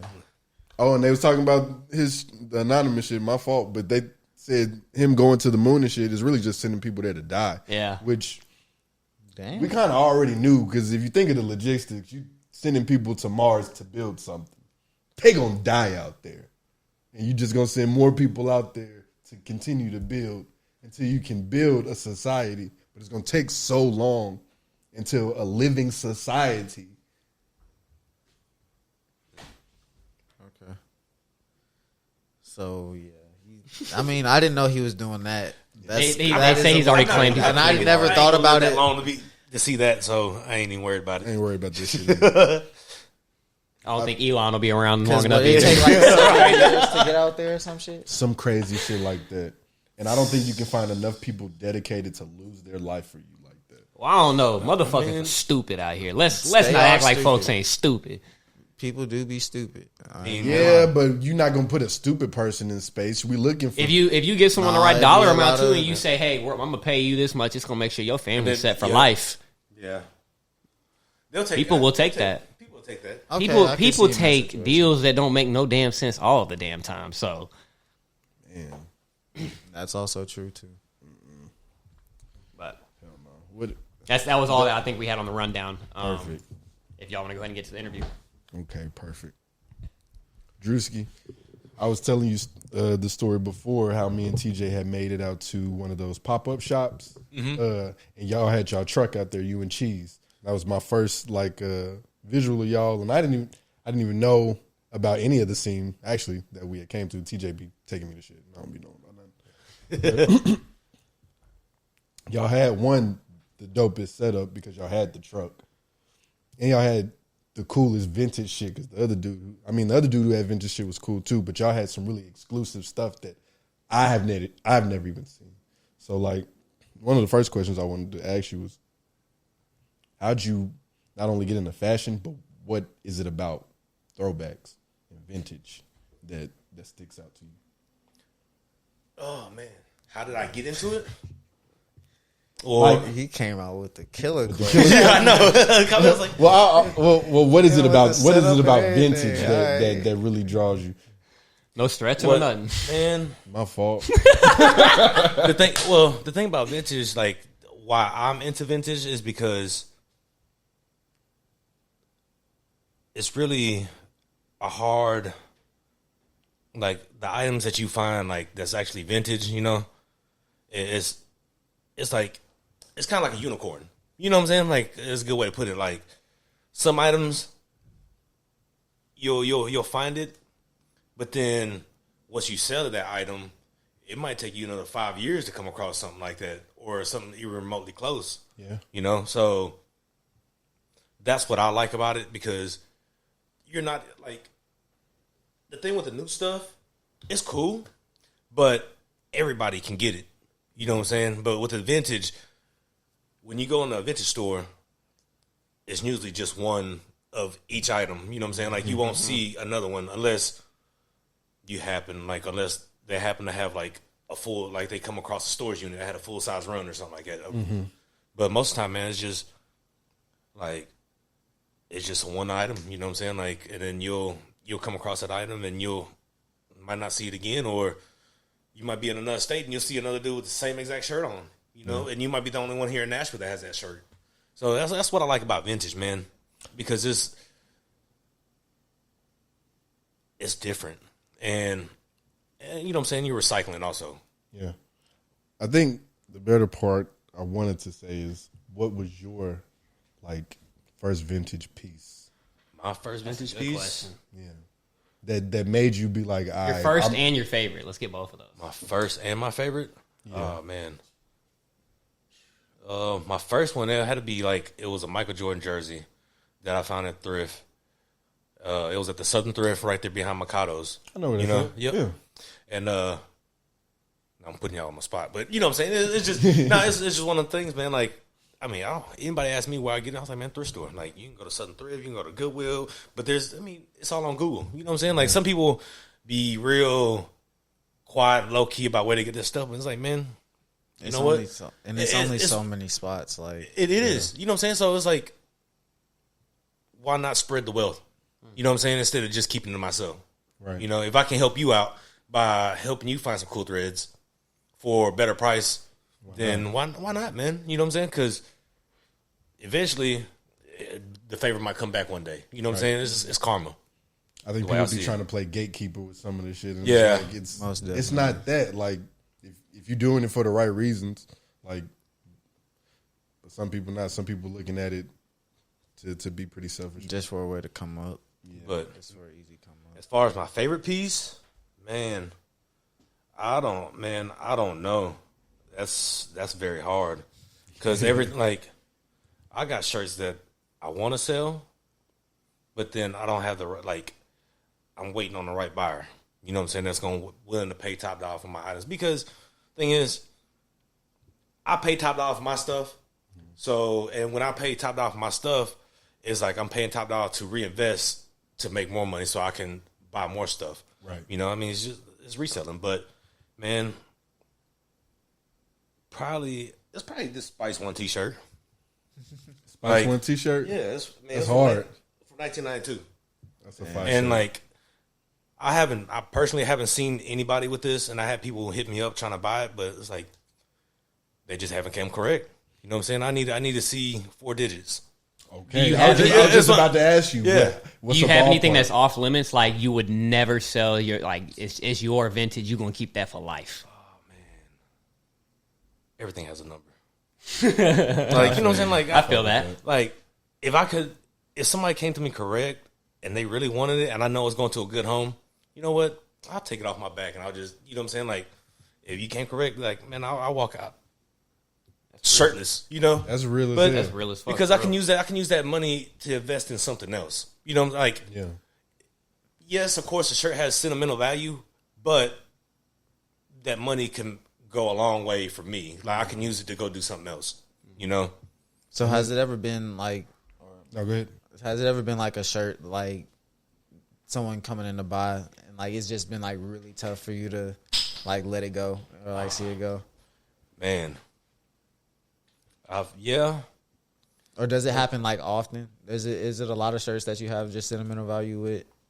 that you end I up do. selling that Well, it's just like really tough to see go? The high dollar items piece I usually keep for myself For real. because nobody won't pay for it because they don't see the value like I see it, you know. And that's the thing, man. It's like it comes with like the same thing with sneakers. You know what I'm saying? Like you might see value in like the Union ones. You'll drop $2,000 for it. You know what I'm saying? Like some people will drop $2,000 for it. Like it ain't nothing. Well, to me, I don't see it. I was like, it's a nice shoe, but I can't do that. Like Yeah, I like the Union ones, but not like but you not said, not like, that much. not You know what I'm saying? that Like much. Yeah. now, if I had money to just throw around, like cool. Like And it's crazy because there's other shoes that I would most definitely pay that much for that don't be reselling for like nowhere near that much. I'm like, yeah, that's crazy. man, I got a pair of $30 shoes on. So, and that's And you see how I'm That's- rocking.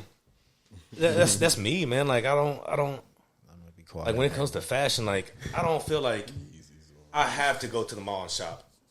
You know, like I'd rather save a buck and have my own style. You know, instead of going out like and looking like a mannequin. I feel You know? that. Yeah. Because that's kind of like them telling you how to dress.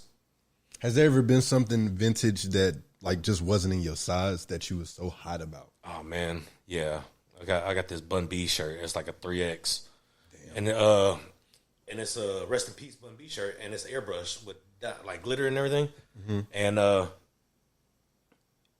it's pretty big. And I got two of them, and I just been sitting on them, you know. And Wait, rest in peace, Bun B. no, Pimp C. I'm sorry. Oh, okay. Oh, I'm sorry. Yeah, Pimp C. Yeah, I'm sorry. I ain't know, yeah, you feel me? I'm late. But yeah, That was it was my head. it was a I'm- Pimp C shirt. I'm sorry. Oh shit. Has anybody That's tried crazy, to I had people offer me like I had one guy offer me $150, but I'm looking for $250. You know, it's a brand new shirt, it's crispy white, like no cracks, no nothing on the prints, like it's just brand new. damn. But man, it's just different folks, different strokes. You know, like I'll go out of town and I won't have problems. Like when I ask my price, I'm like, okay, cool. You know, like I had a guy. I was down in Memphis doing a pop up, and I had a Princess Diana wrap T-shirt. I asked $700 for it, and I had it sitting in my shop for the longest time. And dude, some white kid came up to me and was like, "Man," he's like, "How much you ask for that shirt?" I was like, $700. He's like, "Take Venmo?" I was like, "Yeah." He's like, "Let me see it." Venmo me the money. Went through. It's like I handed it to him, but then I regret letting it go. You know what I'm saying? It's like one of those like, it's like, damn man, it's like, when's the next time I'm gonna come across something like this again? Yeah. Because that's the thing. Is like, man, like the rap T-shirts that's out now, like PacSun and all them other spots make them. You know what I'm saying? But like the original rap T-shirts, like bootleg rap T-shirts, when I started copping them, man, they were going for like $250, $300, and people at that point, people were still kind of iffy on buying them. But now they done shot up to like you won't find them no less than $650 to $700, depending on which ones. So what like I know in your line of work you see a lot of different categories of clothing. What usually goes higher, memorabilia or like merchandise? Merchandise. Yeah. But I mean, there's some people that pay for memorabilia, you know, like that pays up for like old Nike, like old, like the what you put on your shoes, the little step stools that had like the little mirror on it. You remember those? Yeah. Like, man, people pay like $150 to $200 just for the little shoe thing. You can't find them nowhere. No, you can't. You know, but it's man, it's just like I said, man. Like it just depends on the buyer. You know, there's some people that actually collect this stuff that they're willing to pay up for it. You know. I know. So, go ahead. What's it feel like? Obviously, you've had. I mean, I'm assuming you're a Titans fan the way we vibed, right? Right, Okay, yeah. so you've Not had. the We way talked we about vibed. you've had Delaney Walker come to your shop and stuff like that. Have you had any other athletes and or talk to us about what that was like having someone that you're a fan of come into your shop? Man, it was when Delaney came in, it was nobody in the shop. He came in like probably about like 6:30, and like he walked in, he had a red coat on, and I was like, man, we look like Delaney. And then I was like, oh shit, I was like, what's up, man?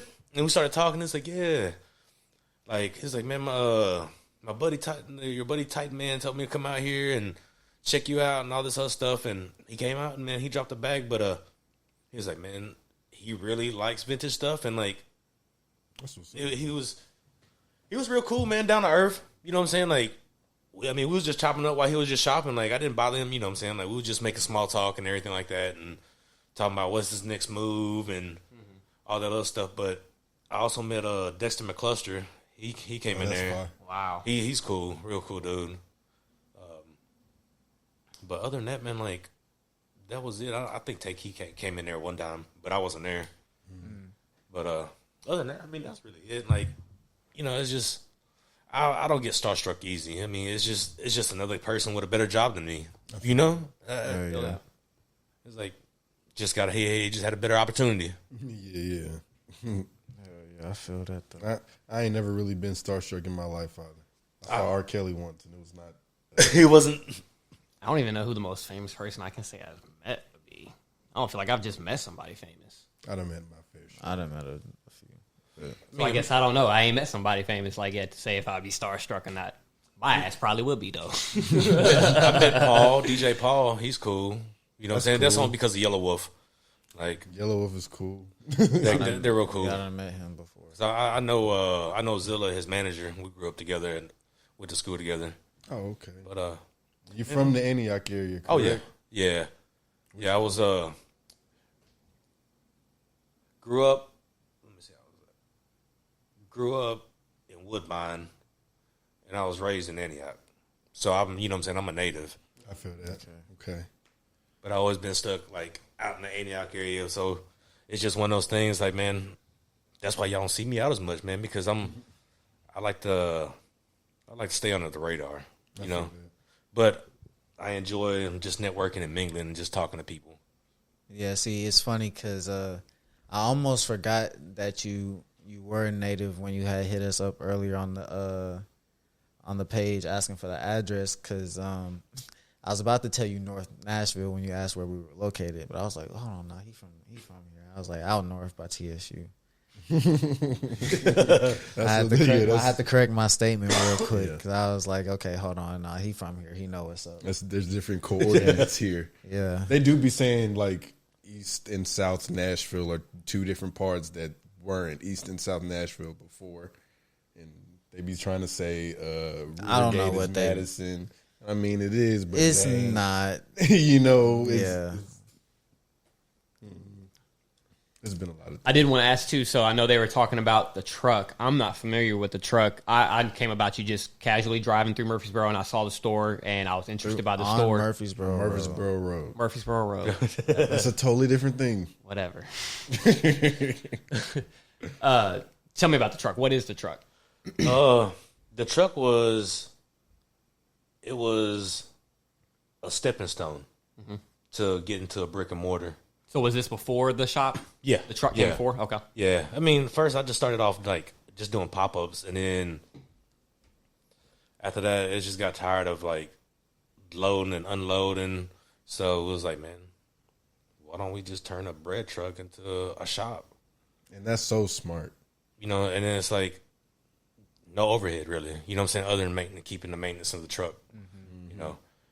But that right there, I mean, it was just a dream. You know, it was a vision, and it was a fun project. Like it was a learning project because we got the truck. Me and Nikki from Cheese, we got the truck, and like she had the vision of everything, like how like we wanted it to look, and then I was like, I knew I'm good with my hands. Like, I can build shit. Like, you know what I'm saying? Like, it's just one of those things. Like, You're man, gonna figure out how to get it done. yeah.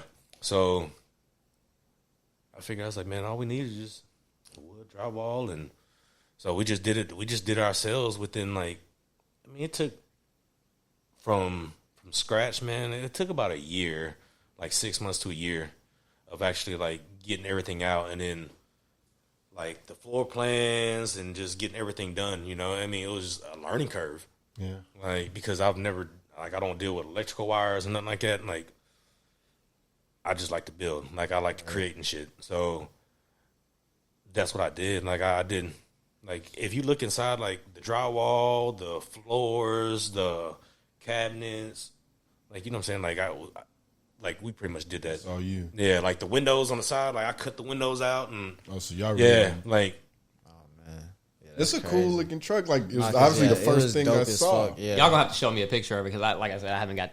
That's not. I just knew about the shop. I remember coming through. I don't have any pictures. Yeah, I of don't it. have any pictures, but Of course, first thing you know what I noticed when I walked in the shop, I seen all the Titans jerseys. I said, "Yep, I'm at home."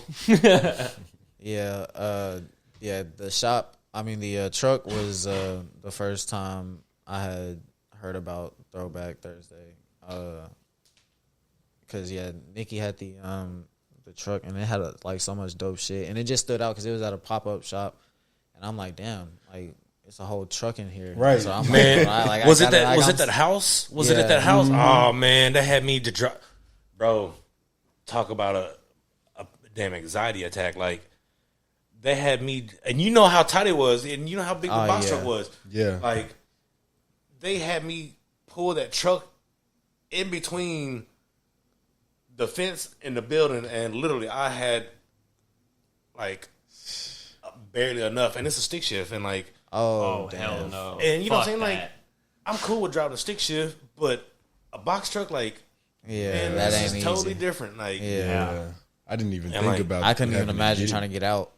man, yeah, it was, and then we had to drive through the little fence, and bro, it was scary. That's It was crazy. definitely scary, but it was fun. Like that event was cool, you know. I remember that night, or if it wasn't that night, it was the following night. I remember I went to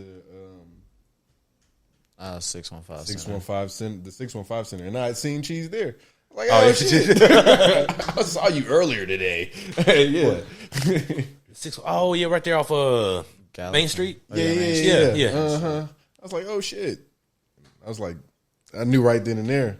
I was like, you got to be creative as the fuck, because I just see you at all these creative events, and then we ended up working together. Yeah. Yeah. So yeah, Cheese is cool as fuck. Yeah, she definitely is, man. She's the best dressed at the office. Yeah. The best dressed. Nobody dresses better than Cheese. Yeah. And she like some days she don't even be trying. She just be coming Casual, like it's just but saucy. in. Man, That's the style I like. I like the, you feel me? No, I'm gonna be comfortable as fuck, but you feel me? You gonna see me though. You gonna Yeah. see me. You gonna see me. Nah, Cheese step. She step. For sure. So what? I know you talked a little bit about it with us before we got on here, but what's next for you guys? Man, next is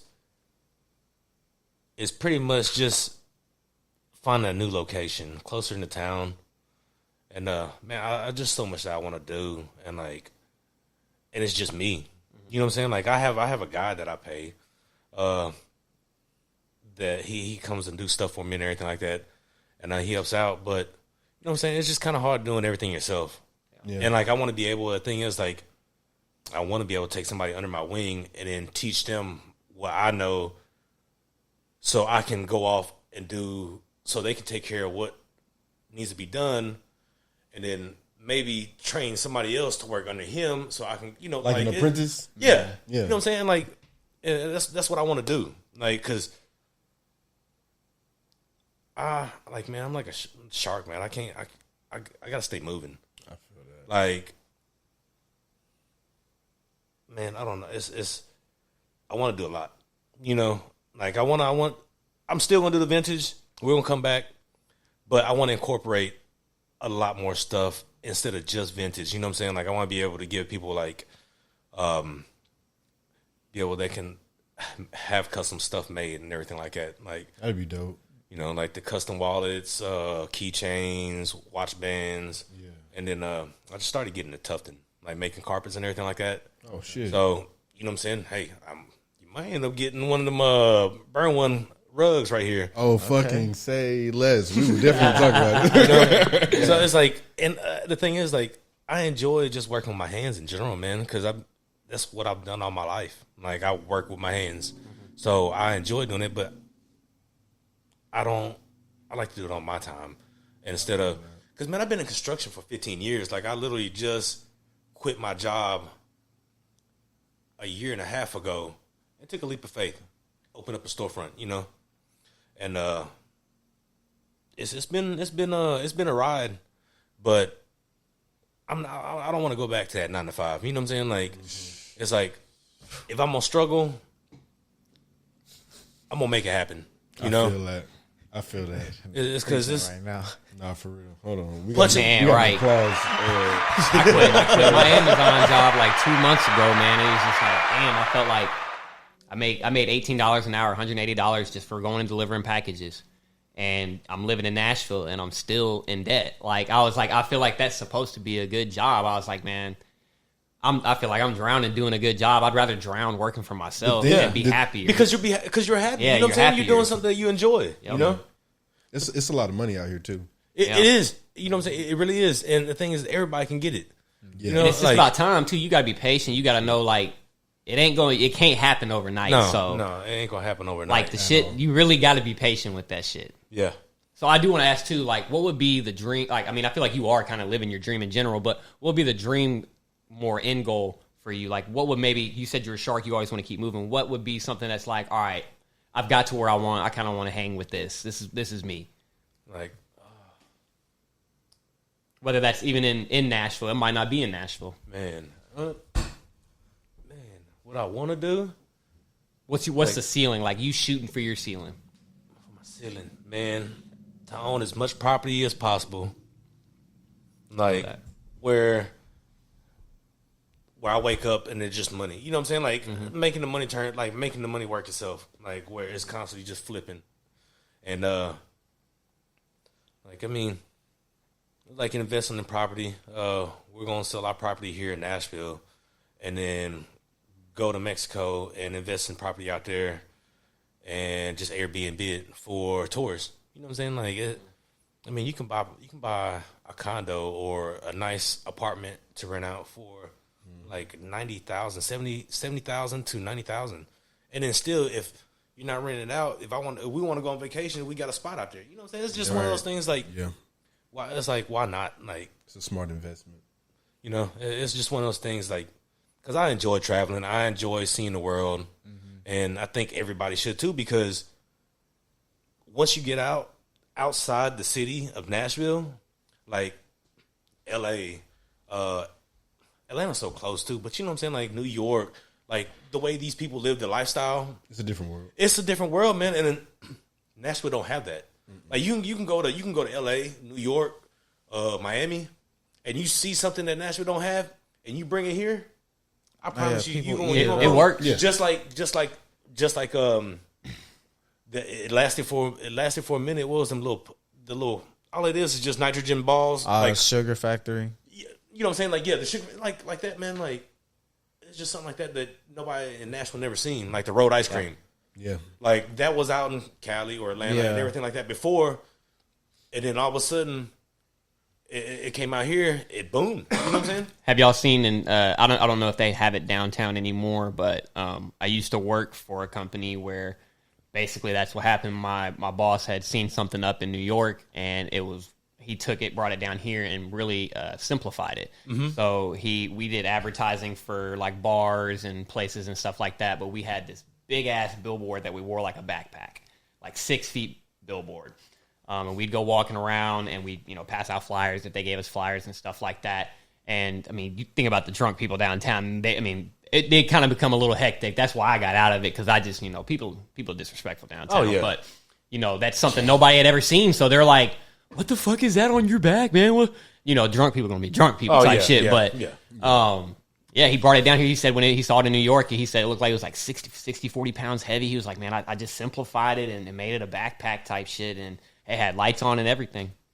And, I mean, it was a good. I could It's a imagine. billboard. It worked. It was a billboard. I'll show y'all some pictures. I still got pictures of when I did it. But, yeah, I mean, it was really smart marketing in my opinion. And it still could thrive down there in Nashville. I don't even know if they have it down there anymore. I know it became kind of partially a safety hazard to this point because, I mean, people just are disrespectful. You know what I'm saying? And that's crazy.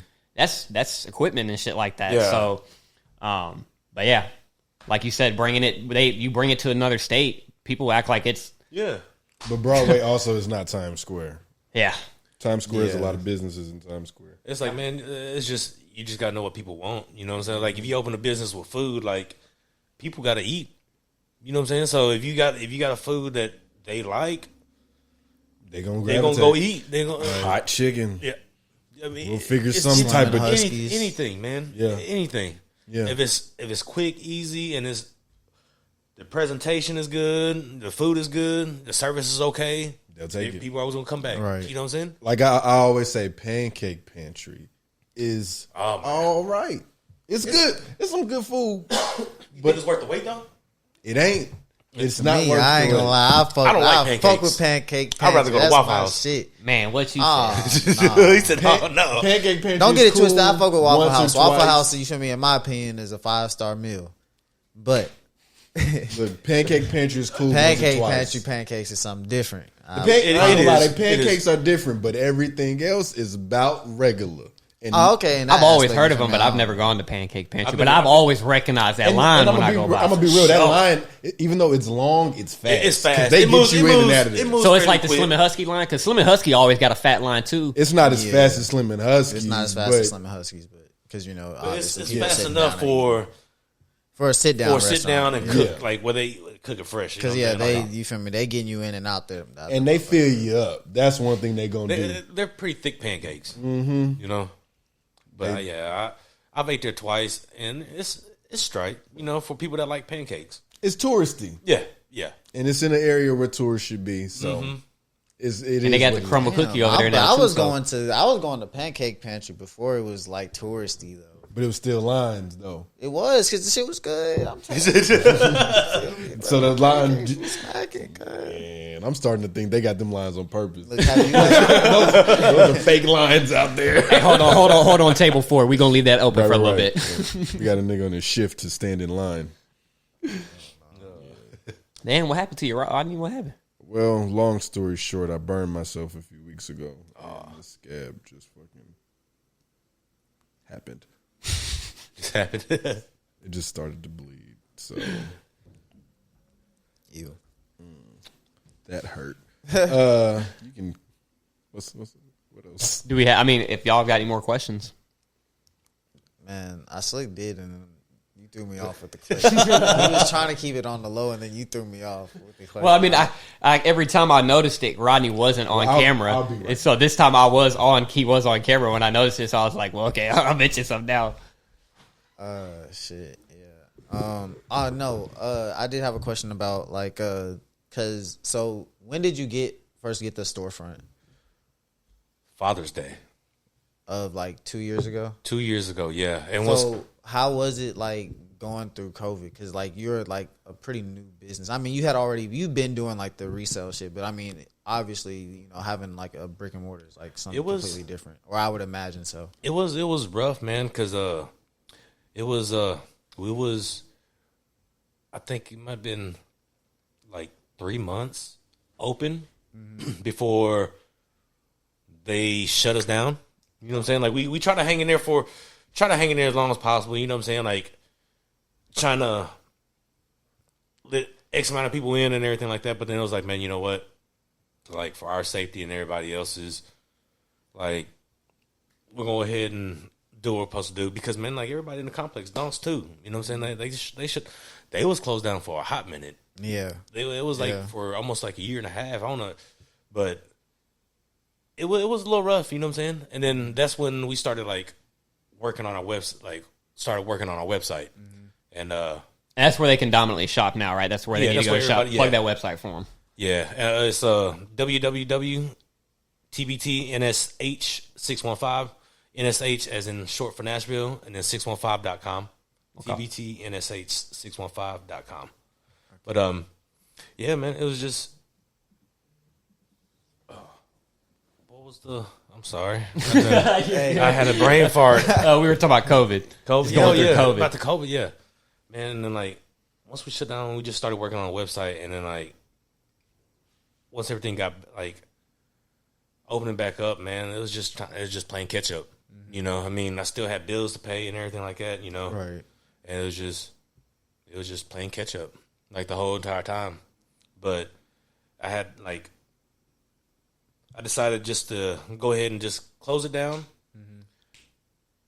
do my wedding, because you know what I'm saying. It was like I took. We were supposed to have our wedding. Me and my wife supposed to have our wedding of 2020, October 10th, 2020. I think that's what it was. And then we had to postpone it. So it was just like, and then I just decided that, you know what, I'm gonna go ahead and close it down and find somewhere closer to town, but then take like whatever we made just to put it towards the wedding. You know what I'm saying? Like, just go ahead and get that out of the way and everything like that. Because it's just, man, playing catch up ain't fun. You know what I'm saying? Like, when you're in the business, you're in the business to make money. But then again, you know, like they say, most businesses stay in the red for the first 3 years. But it's like,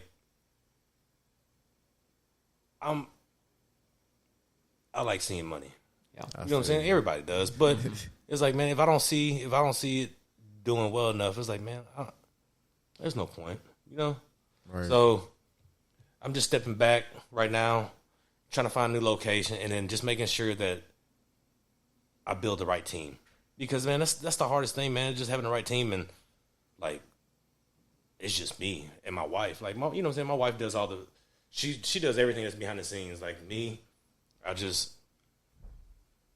have the vision. I just make it happen. You know what I'm saying? And then it's just finding the right people just to put it together. And, like, with. Yeah.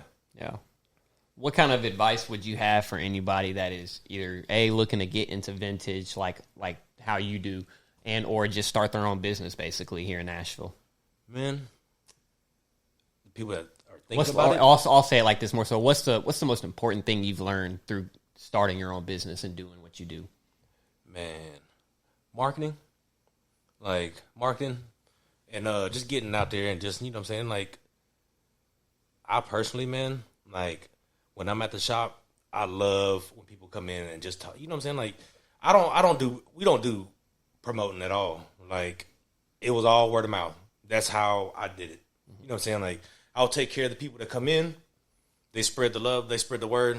I'll take care of when they come back. You know what I'm saying? It's just one of those, because, like, Throwback Thursday, what I wanted it, like, what I was shooting for, it's kind of like a safe spot. You know what I'm saying? Like, I want people to come in and feel like they're part of the family, like, where they can sit there and talk to me, like, and I made some great friendships, like, and I still talk to them to this day, like, and, like, you know, it's just one of those things, like, you could be having a bad day one day, and you come in and just, like, you don't know what you're doing, you just getting out trying to clear your head, you know what I'm saying, and a simple, hey man, how you doing, you know what I'm saying, like, that right there could change somebody's whole day, you know what I'm saying, just trying to check up on them. Right. You know, it's just one of those things, man. Like, because I grew up to where my parents, you know what I'm saying? Like, we're Asian. We don't express our feelings like that. Like, American culture, you know? So it was hard for me, personally, like, to actually open up and just talk to people, you know? And, like, I enjoy just personally talking to people and getting to know them and, like, hopefully help them out, or, you know what I'm saying, like, Just being genuine too. Yeah. Just being genuine. Yeah. Because I mean, like nowadays, especially after COVID, I mean, you never know what someone's going through in these days. Exactly. Like, I mean, I've personally been somebody who's gone through my own shit for the past couple of months type shit. So, like, you really don't never know what something, like, I remember I was talking with a buddy of mine. I had to tell him, like, he rubs people the wrong way. And, I mean, I probably rub people the wrong way, too. So I recognize that. That's why I was letting him know, look, man, like, kind of might have rubbed somebody wrong. And when I explained it to him, I was like, man, he was like, man, I'm not gonna treat somebody like he's a grown man. Someone's a grown ass man. I'm gonna treat him like a grown ass man. You never know what that grown man's going through. Right. You really don't know. I mean, somebody's, because it was something over like some video games. They were arguing on some video games. So I was like, you know, somebody's not hopping on. They may have a hard day. They don't want to come on video games and hear it from you too, and they don't know you type Right. shit. So like, being genuine from someone you don't know can really actually be uplifting sometimes. Yeah. I mean, because you get it from your your people love you, but having someone else show that they got some love for you, whether they know you or not, can Right. be uplifting. Yeah. Because, man, you know what I'm saying? Like, I treat people the way I want to be treated. Like, no matter what. Like, I don't care what color, race, you know what I'm saying, you are. Like, I want to treat you like as if you were my brother. You know what I'm saying? Because at the end of the day, we all got to live together. Right. You know what I'm saying? So it's like, man, why not make our lives a whole lot easier by Just being genuine cool. and being Yeah. like being It's genuine? it's with each other? unfortunate that most people don't know how to be genuine and to have that kind of thing because, I mean, I've sat there and lost friends and seen friends who became less genuine over time, and you start to see it every time you. I mean, the older you get, the more shit you see and you learn from it, but. It is very unfortunate. It's like the same thing. It's a lot more stupid people than it is smart people in this world. And that doesn't even necessarily mean textbook smart, but we talking about just like, common sense and also just being being a human and genuine human to another human. Like it's sad the world we live in. Yeah. Especially here, like I've always said, for me, like I got a buddy of mine who's a rapper and he's told me he's potentially getting ready to move out to Colorado. And I told him, I was like, man, do that shit. Because like, you're way too big to be here in the South. The South is always going to be the South. We're really slow with the times, and we're very judgmental, and it's extremely unfortunate, man, because there is some good in the South. You know, there's the Southern gentleman, too, but it gets overlooked by a lot of the bullshit that has to happen in here. Yep. It's fucked up. Yes, sir. Because, I mean, I can speak from personal experience. Like, I mean, just because I'm white, I remember I've been out on Amazon shift, and another white person felt like they could say some shit with me, and I don't even know them. And I was just like, I mean, I've had it happen multiple times to the point where it's like, bro, like, this is unsettling that it's okay that y'all feel this common. Like, you just see that and you're like, okay, I can, I guess, be this type of person. It's like, most of the times it happened to me, too, is really frustrating because they happened while I was working. And it's like, fuck, like, how do I attack this and not make it frown upon my job type shit? Right. But, yeah, it's just fucked up place we live in nowadays, man, for real. Yep.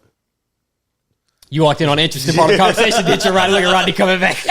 I ain't know Ian was Malcolm X. I ain't know Ethan was Malcolm X. All right. Oh my god! No, I heard whatever. Oh, okay. I didn't. Togetherness. I actually have a slew of questions that I forgot were in my phone. Oh, you good? Okay. I'll say this too, though. Like, man, we've had all of our guests are great on here, but I do like there are some people that just have a different genuine, and it's like really easy to communicate with them and them, feedback. You do well with that shit, bro, for real. I appreciate it. The genuine, I can feel the genuine when you talk type shit. Well, I appreciate it, man. I try to be like an open book where you transparent, where you can actually just, you know what I'm saying, like. I ain't on no fuck shit. Like, I'm trying to be like everybody else, man. I'm trying to get money and bring the homies up along with me. You can't. It's what was Greg talking about earlier? It takes a village, and he stands behind that. Like, it really do something. Like, you can't. A lot of people. I mean, some people can do that shit on their own. Don't get me wrong. Like, it's overwhelming. But if you want it to be successful and actually last, you gotta have a team with you, and you gotta build something. It's building something. Yeah. Yep. Longevity. Yes, sir. What you got, Rodney? What's one common myth about just doing vintage? What's one common myth in that field that you'd like to debunk? Like something that people or stigma? Is that what you stigma on it that you'd like to debunk? That anybody could do it. Like that's big facts actually. Like we need a fact. I could imagine how like the patience it has to take when you do spend a good amount of money on a piece and you want to flip it to get the right amount of money back, and like how you said, you're waiting and you don't know how long you're holding on to it for. Yeah, we asked him though.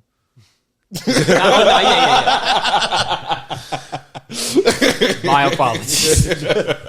I mean, anybody can do it, but then again, it takes a certain eye, like, to actually see these certain items. You know what I'm saying? Like, I mean, really anybody could do it, but it's just it's just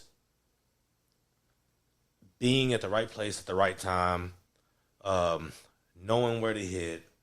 It's just, man, it's a lot of work that goes into it. Like, people don't see, man. It's like, you're selling a thrifted T-shirt for $800. You're crazy. Ain't nobody gonna buy that. Watch. There's somebody crazy. Yeah, watch. Like, man. You ever seen some fake shit like that you had to call out that was some fake shit? Man. Because I'm pretty sure there's a lot of bootleg in that field. I got caught with a bootleg. Did you know it was a bootleg? I didn't know it was a bootleg until I got it. You know what I'm saying? Like until I got it, and then after doing some study and everything like that, and like asking questions, like it turned out to be fake. And you know what I'm saying? It was like $350 wasted, but still a dope T-shirt.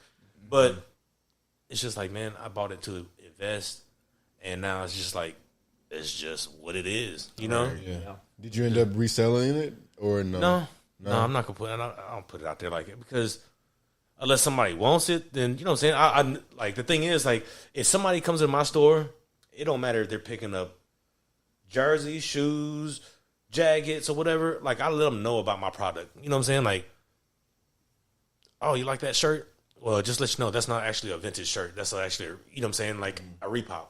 See, I was gonna ask that because I know there is a niche crowd that like vintage, but they would like for it to be knockoff in the sense like have you like a PacSun T-shirt, like, kind of sort of like you seen that show? You seen Martin? Yeah. And you know when Broadman from the Fifth Floor was supposed to have Whitney Houston T-shirts, but he had Whitney Hutton shirts, like shit like that. People will buy pay good money for a Whitney Hutton shirt because of what that is. Like, have you ever seen anything like that? Like, there's a lot of I got some like Simpson spoof tees. You know what I'm saying? Like that where Bart is holding up a Playboy magazine and like when you look at the T-shirt and the screen print, he's holding up a Playboy magazine. Like, man, I had a Fashion Victim T-shirt that had Bill Clinton on there blowing on saxophone with weed on it. Like, oh wow! Like that was a cool one. And then one of my favorite shirts that I still have is JFK. Well, Elvis shot JFK. That's dope. And like I'm a big conspiracy. Like I like reading into that stuff, and like you know what I'm saying. Lee Harvey Oswald was Elvis's fan club leader. You know what I'm saying? Like he was. Oh, I didn't know that. Hey, I love a good conspiracy theory, man. I think the book is called A Pale Horse. I think it was like a pale white horse or a pale horse. It's a white horse with a dude like in a jacket with like a skull face. Like he's like, you gotta look. It's a thick ass book, bro. It's nothing but. I'm into the conspiracy. Yeah, shit. It's all conspiracies over here on the burn. It's all conspiracy throughout that whole entire book. It's a great book, man. If you're into it, I'm talking about. Just give me chills right now, bro. Like okay, so speaking of conspiracy, I'm glad you brought up the word about aliens. Hey, we could be here for a minute on that. I ain't gonna lie. I'm ready for that. I'm not of the conspiracy, but these two gentlemen have. We just want to know what your thoughts are. Have you been vaccinated? Yeah. Okay, cool. Well, hold on. We have a conspiracy theory on that? Apparently, we have a conspiracy theory?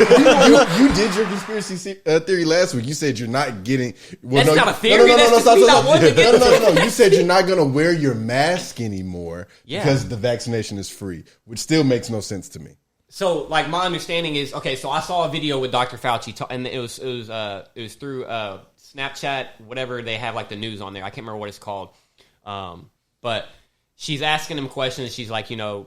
How do you feel like if I have the vaccine and I want to go out in public, should I feel safe enough to not have to wear my mask? Like, can I really, even if everybody else doesn't have the vaccine, am I okay?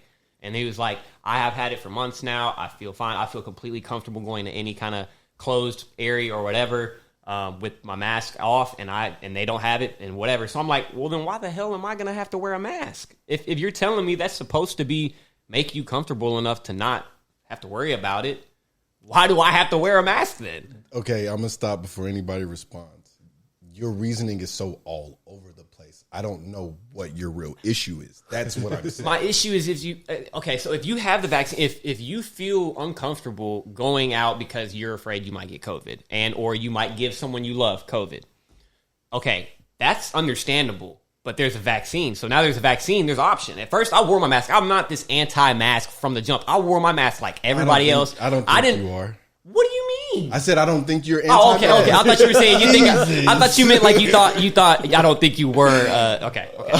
Yeah, I mean, I wore my mask like everybody else, Boy, and he people ready. complained. I mean, even my mom complained and stuff like that. And I would express to them, I'm like, what are we really complaining about? While we didn't know what the vaccine was or what the virus was, and there was no vaccine, 100% wore my mask everywhere I went.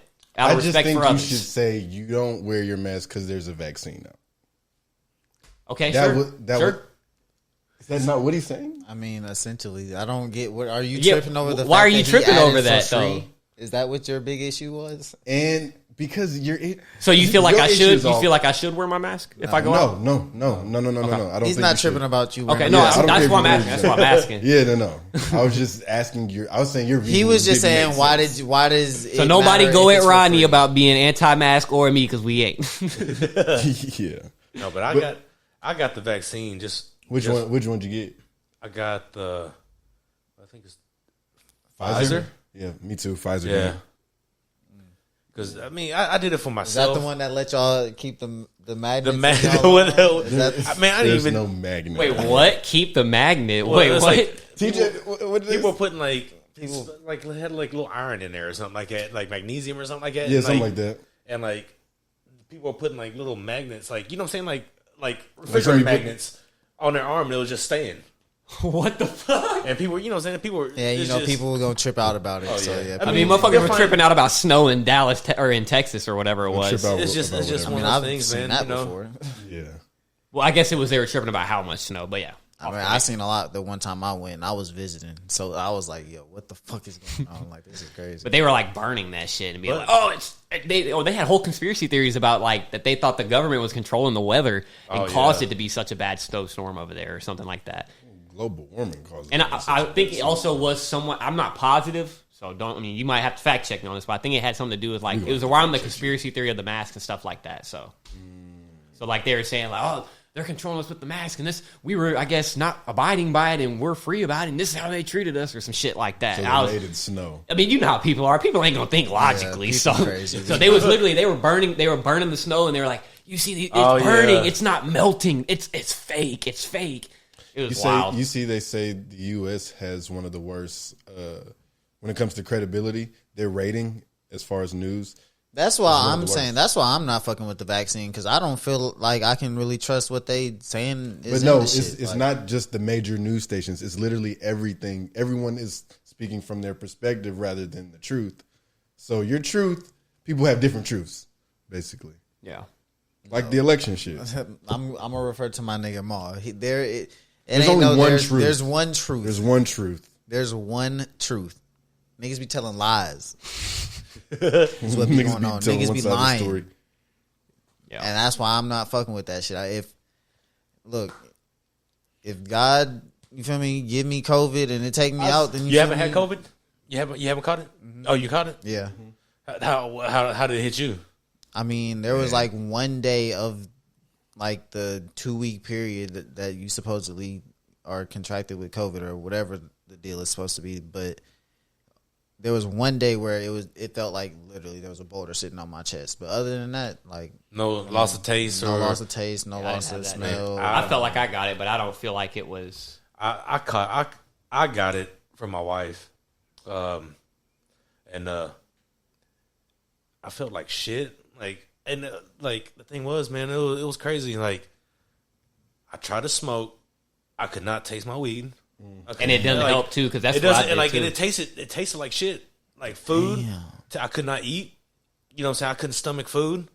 And then like the loss of taste was like crazy, and smell was like.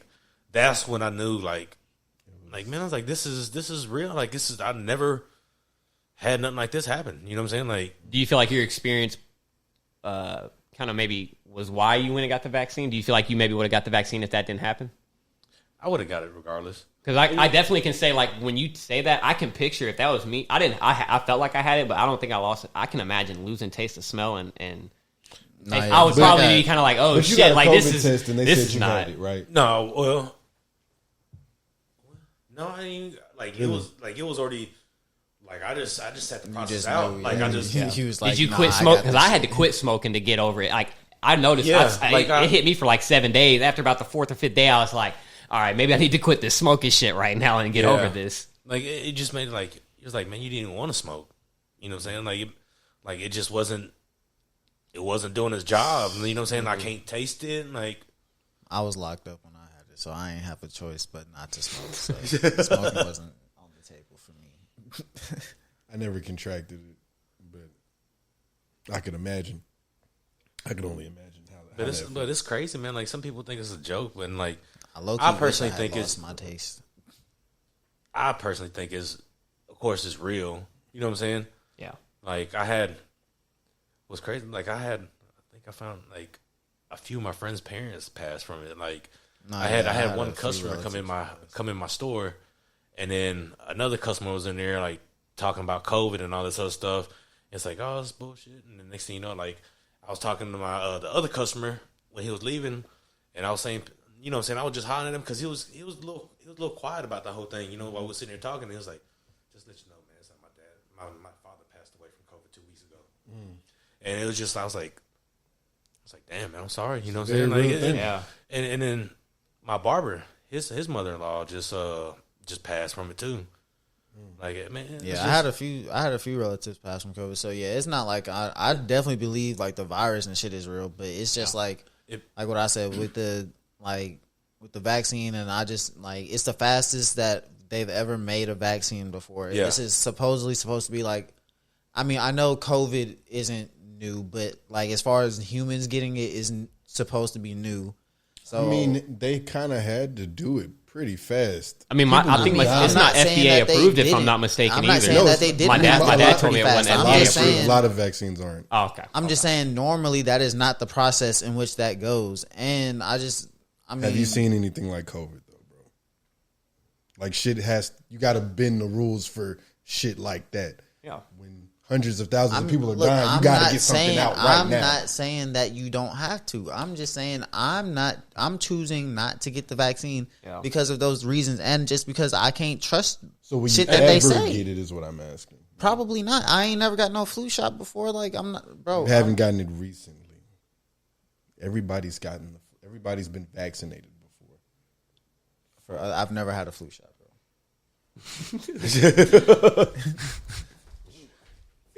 But you know what I'm saying? And the thing is, like, I don't care if people got vaccinated or not. You know what I'm saying? It's their body, it's their choice, you know? Yeah. And I'm not going to knock anybody for it because that's their body. That's how I'm And I about the just shit. respect Like, it. Yeah. I'm choosing not to get it. I'm not saying, you feel me, don't get it. What you choose do to what do you is do. on you. Like, but Do what you feel do. me, don't try and enforce no shit on me. Like I ain't rocking with But that. also, it's still like, I still feel like you shouldn't have to force someone who doesn't want to take the vaccine to have to wear a mask now. Well, they're not forcing you. I mean, yeah. I got my vaccine passport on my Apple Wallet now. Oh, yeah? Yeah. Let me get that joint. No. But Oh, it's a passport? Oh, man, what? I'm gonna take a screen. On your phone? on my Apple Wallet because it's from my card. You just have to give them the information from your card. Wow. So you don't have to carry that big ass card around. Yeah. That shit does not fit in my wallet. So this is way more convenient. But yeah, man. We'll put the link in the whatchamacallit for all of our watchers who have been vaccinated. Got any other questions? No, I think that's it on all of our questions because I looked at the other ones I had and Ethan asked them already. Hey, I'm glad to know we on the same page. Then we good at what we do. So on the conspiracy theory, what do y'all think about UFOs? Oh, so you saw that shit recently? So I want to talk about the one that went into the water. I've been, dude, ever since I've been born, I've been waiting for the government. Like I waited, like literally, I'm about to be 40 this year. I've been waiting this long for them to say something about these damn things. You know what I'm saying? About the UFOs. Like, and then finally, after 35 years of just dreaming about aliens, you know what I'm saying? Ever since They said it's finally true, supposedly. Right. They said, yeah, I seen the video of and I hate when they instead of saying UFO, they say specifically an unidentified flying object. Goddamn aliens in a triangular rocket ship, whatever the fuck. and they said that shit be going fast. Like it's Bro, they have a video of one of them where like it was out and it was recorded by what part of the See, I just wish whatever. I was there to see the shit, or if it was like viewable, like on actual camera. Because it is. It like goes in like a circle it's like on this like and a goes thermal, into the ocean. Is this like a drops into the actual like ocean. video? crazy. Is Bro. this like actual video? I'm not talking about like no thermal camera where we looking at like some shit that's moving I think it on was like a thermal one. So that's what I'm saying. Like I want to Like, actually yeah. see the physical shit. shit, Like, yeah. like the thermal shit, like okay, I believe you, and I see say like that, but this then you little, there, this that shit little might scare tiny the fuck fast out of ass you. dot moving across this screen that probably shouldn't be moving this fast. But I don't know what the fuck that is. Like, You see could that be a shit in Dorito person, in you the gonna be sky. real fucking terrified. But the thing is, like, if you was the only person to see it, you think the next person is gonna believe you? no. Like, it's just one of those And things. Like, to you know what I'm me, saying? like I said, you could be. You start freaking out about that shit because you like, I never thought I would have seen some shit like that, and now nobody believes you. And they thinking you crazy. Crazy, yeah. And you like, bro, I'm not fucking crazy. They thinking you even crazier. Yeah. Yeah. nah, yeah, that UFO shit is wild though, for sure. I know Obama mean- said he had looked into it. He had asked them about it, and basically they had. nothing It's to all say. under the international airport at Denver. Yeah. Hey. Yeah, that's what they say. I believe that shit for real. I believe there's something. Okay, out so there for you real. have seen where that one guy said he had went downstairs and he saw urinals that were he went to a bathroom and saw urinals big enough for like 20-foot tall motherfuckers. Like yes, he said he saw really big fucking urinals and it freaked him out. And I tell you that would freak the fuck out of me if I just seen a bunch of urinals that went all the way up to the ceiling. Like That's kind of weird. And the I was way they thinking carry about it there too, like the fact that they would advertise like under construction or aliens. Yeah. They don't hide behind that Yeah, they shit. play with it. They play like, with yeah, it. they Yeah. encouraged it. And the thing is, like, have you been in the airports and then seen the murals that they got? Like, it's some crazy, like, Some alien like freaky shit. soldiers, like, I'm gonna send you a shooting, podcast that talks about the Denver International. You would love it because you like it in general because they just do deep dives on like conspiracy like topics and shit like Right. that. So I'm gonna definitely plug you with that. But that's where I learned about all of that. And I was like, man, that's some freaky shit, bro. They said like they think it's a tunnel going like 2 miles or not 2 miles. They were saying it was an old base back in the 50s or 60s, whatever war we had, and the base basically was supposed to be a home for all the important officials in America if we were to be bombed on the East Coast and all the important places, right? That's where they would all go. And they realized after the war was over, it really wasn't as good of a bunker as they really thought. But there was a mountain that had some kind of, I want to say it was granite or something like that. Something that was really hard metal or something. I don't know. But it was a more better type of fortress to build behind. And that they built a tunnel from the Denver International Airport to that and made that the new.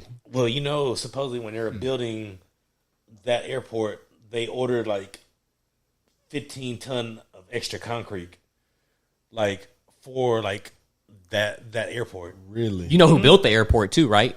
The same people who, the same Russian company that built Hitler's bunkers. That's crazy. Tell me that right there was like, man, no, that ain't coincidence, bro. I You know they refuse. say I refuse. You know they say modern technology comes from aliens. The shift from like the television and on, like this very small amount of history of how fast technology is. They say that comes from aliens. I think octopus is an alien, to be real. All right. I'm just, bro. Those are some of the most. I'm for real. I'm for real. It could just be octopus. They're not. You don't look at that and go. And we've become accustomed to it. That's man. and we've become accustomed to It doesn't. You don't think about it because it's never been called that. But when you look at how different those creatures are compared to like intelligent wise, the way they adapt and everything, Well, there's no other creature on them. We don't even know even half of what the fuck is in the sea. Yeah, So you think which that octopus podcast they do a looks deep dive on the crazy. sea? It's fucking freaky, man. Fucking freaky. I'm telling you, y'all got to get that book, man. A pale horse. A pale horse. See, now I'm finna go jump. And that's on into the- that's about motherfucking JFK you were saying? conspiracy That's- theory yeah, deep it has- dive on YouTube. Or it just has a bunch of See? conspiracies. No, listen to this. Scientology. The guy that wrote the book, he used to work for he was like a Secret Service or something like that. And after he published that book, supposedly they killed he was dead after he published that book. Like it was crazy. Like and it'll tell you like in that book, like, you know what I'm saying, he was murdered after this book was published and everything like that. Like he just It was crazy. Like I same kind of situation. I heard from some of my friends, like they were talking about it a couple of weeks before Nipsey Hussle passed. They were saying like, man, he's supposed to be coming out with a documentary or something like that that was supposed to say there is a cure for cancer or something like that, and I guess the government's been holding out or something along those lines. And they were like 2 weeks later that happened. Yeah. They were like, man, they don't feel like that was like they took that as somebody they whacked him because he was about to expose some shit. yeah. Like man, it's just It's a lot of shit. Have you followed Scientology and that whole shit before? no. That shit is That shit's crazy, wild. and that's not a conspiracy. That shit Yeah, is that's- happening. people really Government live by that funded. way. Yeah, No, I'm not. But man, like I just Netflix has a documentary on Scientology. oh I'm yeah, gonna go look at it. I'm It's gonna a check that out. series, yeah. Or a It's series, yeah.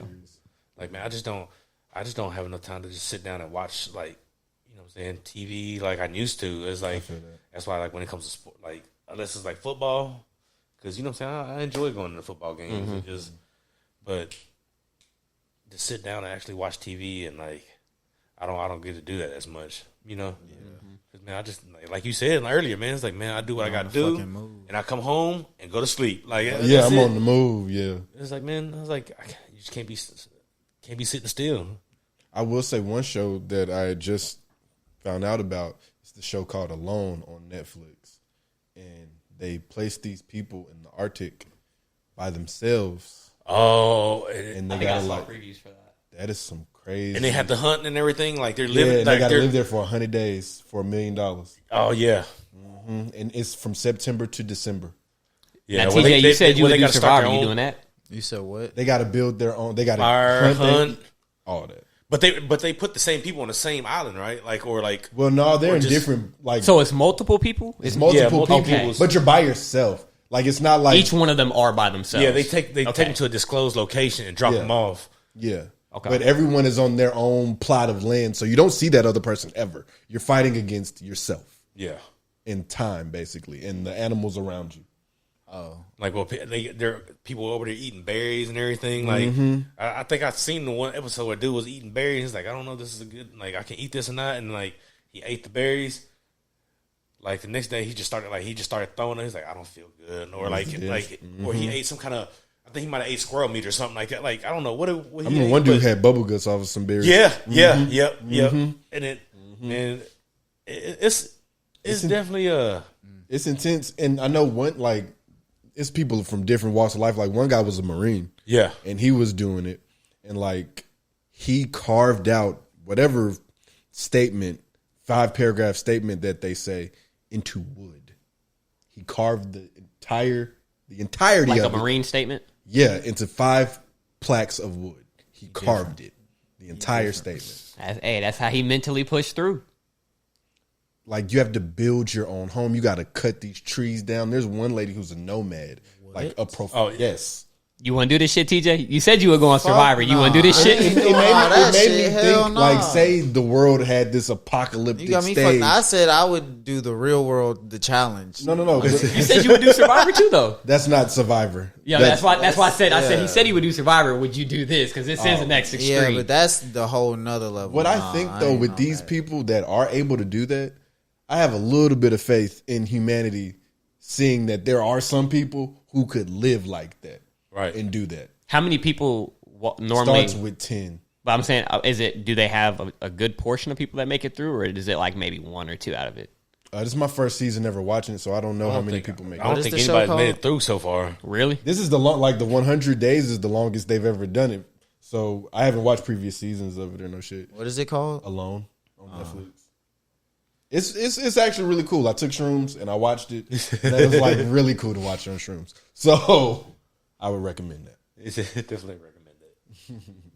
because I love nature when I'm on shrooms, and then I'm like looking at these people building their own log cabin homes, like making their own nets to throw in the water to eat fish.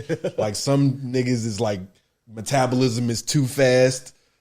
Yo, metabolism can't be fast out there. You need as much fat as you can get. Just stay warm, yeah. And you gotta, and one dumbass didn't even make a steady like place to live. He just waited until the weather got too bad, and then he was like, Yeah. damn, I actually need something for real now. Oh, I need cover. Oh shit.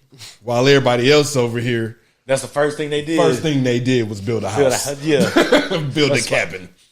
The spot where they can have building fire a and everything like that. He gonna go back and watch They that look season and be like, they I'm look the only you and- I mean, dumbass. they're not Okay. black, but they look like you and me, bro. Like they not the biggest motherfuckers. They just know how to live on the land like that. Yeah. And it's Crazy. impressive. I gotta watch now because I gotta get my skills up. Because I ain't gonna lie to you. How many days would you give yourself? in the Arctic. in the Arctic? Yeah. In the in Arctic desert. yeah. Bro, fuck that. Like it's trees and shit, but once it get to snowing, at nighttime. it's cold. You got to cook your own food. You got to make your own fire. You got to, like, one dude lost his axe in the snow. You know how important his axe is to him? If you don't got an axe, you can't do shit in the I would have wood. went ahead and had a mental breakdown right then and there because I already know it's I a ain't wrap. gonna lie. This sound like the what's that book we had to read in Hunger high Games? school? Oh, Hatchet. no. Hatchet? Oh, never mind. You ain't have to read Hatchet. I was thinking a different book. You ain't have to read. What book was you thinking of? Charlotte's Web. Well, I guess it's not alone. It was wherever they the kids that had to they fended for themselves on the island and made their own rules and shit like that. Where the What wild was it things are? called? No, fuck. They build their own society and well, it's not like a huge society. But I think I know what you're talking about. but Mr. I- Peach made us read it for sure. I'm pretty sure. I didn't have him. But I think I know what book you're talking about. Oh, that was you and Shouts I was talking. I was like, I could Yeah. have sworn I just talked to two motherfuckers that said they had Mr. Peach as a teacher too. Yeah. But no, I think I know what book you're talking about. But yeah, it's kind of similar to that. Also, $1 million just ain't enough for me to do that. What? $1 million? It's really I could bothering blow- me that I can't remember this book. I could though. blow through $1 million in my lifetime. It's really I bothering. can blow through $1 million in my lifetime. But I you can can. also flip it though. Yeah, that is some Yeah, bullshit. yeah, If I you can survive flip 100 now. days out there, But, you definitely deserve more than just $1 million because you $1 know they finna million? tax you You off said it you gotta too. survive I wouldn't. how I many wouldn't do it days? for no 100? million, like because I know one. 100. I'm just gonna be wasting my That's time. enough for $1 million plus taxes Yeah. afterwards. Because I don't even, because honestly, They I don't taking think I could do taxes it out? regardless. Bro, they take taxes out of every game, any I'm kind of not game show. savvy enough to do none of that shit. It's like 100-day in prison. Yeah, But you know what I'm saying? Like, Basically. Hey, And I then they had start- to stop watching that 60 Days in shit, man. Is that what the fake people who go to prison? Yeah, I had Oh, to they stop could watching go- that shit. I watched it for like a couple days. you and watched the then- episode with Abner? What did he do? He was the Chicano guy. Oh yeah, and he was like a big gangster in He there, was- wasn't yeah. he? He came in running the pod. Mm-hmm. And I was like, what the fuck? And then they found out he was like an op, and then it was like, man, we gotta go. Yeah, he had to And leave he had to leave. because they were gonna fuck him up. Yeah. and then I think one lady had told some women that she was doing a show. Oh, and yeah. so everybody in the prison had to go. Yeah, Like what the fuck? it was, that season was a good one. Like was. it was. I had to stop watching it. I watched it a couple times and I ended up in jail. I was like, I feel like I Yeah. feel like it was there some connection Yeah. because literally within the same week that I started watching that shit, I had to go to jail and I was like, nope, I'm not. No. No more I locked feel doors. that. No more locked doors. I feel that. And I was like, yeah, that's the last time. That shit ain't fun. That shit ain't fun. Nobody deserves that shit, man. Those jail shows do entertain the fuck out of me though. Like I can't. No, I ain't gonna cap the little bit of time that I did watch it. It was entertaining, but yeah, I had to sit that one down. I remember I was watching, for some odd reason, I was watching videos of car or web, what is it, dashboard cam footage of people getting in wrecks. What is wrong with you? Hell no, get what the into fuck? You got lost. You got lost in one of those videos and just kept watching. Yeah, they were really interesting. I'm like, damn, that motherfucker cannot drive. That's like why watching you be them- so scared on the road now. And they don't let this nigga get in the car with me. Any little one thing, TJ, bruh. boy, TJ. This- I'm hitting that imaginary break every time. I ain't gonna lie. I'm calling shit out like a quarterback. I'm calling shit out like TJ got a block. I'm from like, my nigga, I see. Bro. I used to valet, bro. Trust me, I'm on 10 on I'm like, hey, bro, everything. just let you know, them niggas right there wildin'. Yeah, trust me, bro. I see. But you know, TJ be goddamn. Ethan, you been in the car I with know. TJ. Look, TJ, I trust It's him. Mario. I trust him, but TJ too. I trust him, it's but he be Mario giving me Kart a with couple TJ. of times where it'd be like, I remember we had one light he was coming up on, and it had turned red, and he just still had a good amount of speed, and I'm like getting ready to say something. I barely eventually started feeling him break, and I'm like, okay, he did see that shit, but it'd be so many times like that where I'd be like, about to say something, I'd be like, all right. But I know I hate backseat drivers. Me too, and so Like, I try not to do it. backseat driving I can try not cause to a do wreck. with It TJ. really can. I I've had a try scenario my where hardest. And where I my know mom TJ did be that. seeing me, goddamn. she sat there and tried to point out where a car was or something like that to me, and I slammed on my brakes because of it. It almost caused us getting a wreck, and I was like, Mom, I love you. And I mean, no disrespect with this, but please do not do that. Do not talk to me while I drive or you're going to get us in a wreck. Yeah. Stop. Yeah. If you don't trust Yeah. me to drive, you can drive, and I will drive with Dad. But do not do that. She never did it from that day on. Thank God. My mama grabbed the bar. Oh shit, bar. Oh, TJ, no, I be holding that bar, boy. I don't play no Look, I don't hold the bar. I'm gonna just goddamn eat that wreck if we get into a wreck. Okay. You can tell when somebody's uncomfortable when they reach for that the little armrest right there when they hold on to the little cuff right there. And the fucked up part about it is, like, I had just, the reason I've been riding around with TJ, and I know this now, is because I had just gotten in a car accident, so I ain't had my whip. That's why TJ been coming pick me up. So when he gets in those where he might be on someone's ass, or he might be breaking more last minute, I'm over here PTSDing like a motherfucker from my wreck, and I'm like, oh Jesus. But TJ, the only nigga I is know it that's TJ or is never it been in me? a Is it wreck. TJ or is it me? TJ's the only guy I've known to never be in a wreck though. So I mean, no, I was in the wreck though. Just a couple days ago. In high school. And I mean, yeah, That a was couple nice. days ago. But I don't know what happened a couple days ago. He had someone back into him. I got a buddy that fucking totaled. dump truck. I got a buddy that totaled 17 cars, Jeez. and that's from like. He has a license too? He can't have no Unfortunately, license. Yeah, I'm sure he does somewhere. Like, But the thing was, like, somebody got- ever I since gotta I known him hit since him. high school, since I known him from high school, I can literally count the cars that he totaled. Like, God Oh yeah, I damn. know someone like that too. 17 cars, man, and like I count and his parents take care of him every single time because you know what I'm saying, Mama works at Nissan, but like Easy. Yeah. so it's like man, Nice plug to have if you're going to like, get bro, into that. like you're not a race car driver, like you cannot drive, like. Maybe- You can't and tell it be nobody some- from it be Nashville some that, people though. out Shit. there that be thinking they race car drivers. Right. gotta- You can't They tell should nobody be from doing the Nashville. IndyCar on 24. If we're being honest. I'm entering that hood if they doing that shit. What's up? Me too. I'm gonna be out there. I already know. They gonna act like it is on. They gonna act like it's. On We left Shout's house, and him and Ham start racing on the interstate. Some random car out of nowhere come hop in this shit and start going too. I bet. I mean, that's just me anywhere I go. If I can find somebody that's finna drive fast with me, You're gonna. I'm a follow. I Well, get yeah, behind that's- them. I get right behind them now because I've had to get on SR22 Yeah. and that shit's ass. I drive a minivan, so I'm just cruising. They be going Like, though. when I gotta step on it, yeah, I do. Yeah. Bro, I mean, it don't matter what car you in. If you know how to race, you know how to race. Because, I mean, in my opinion, not everybody knows how to weave through traffic. Bro, I raced an Audi in a Buick, a 1996 Buick. And he thought he was hot shit because he kind of like sped up and got next to me and wanted to start kind of talking this shit. So I was slowly dropping my speed because I knew I can only get up to that 20 real quick for a second. So when I got my shot, I was like, yeah, I'm egging him on.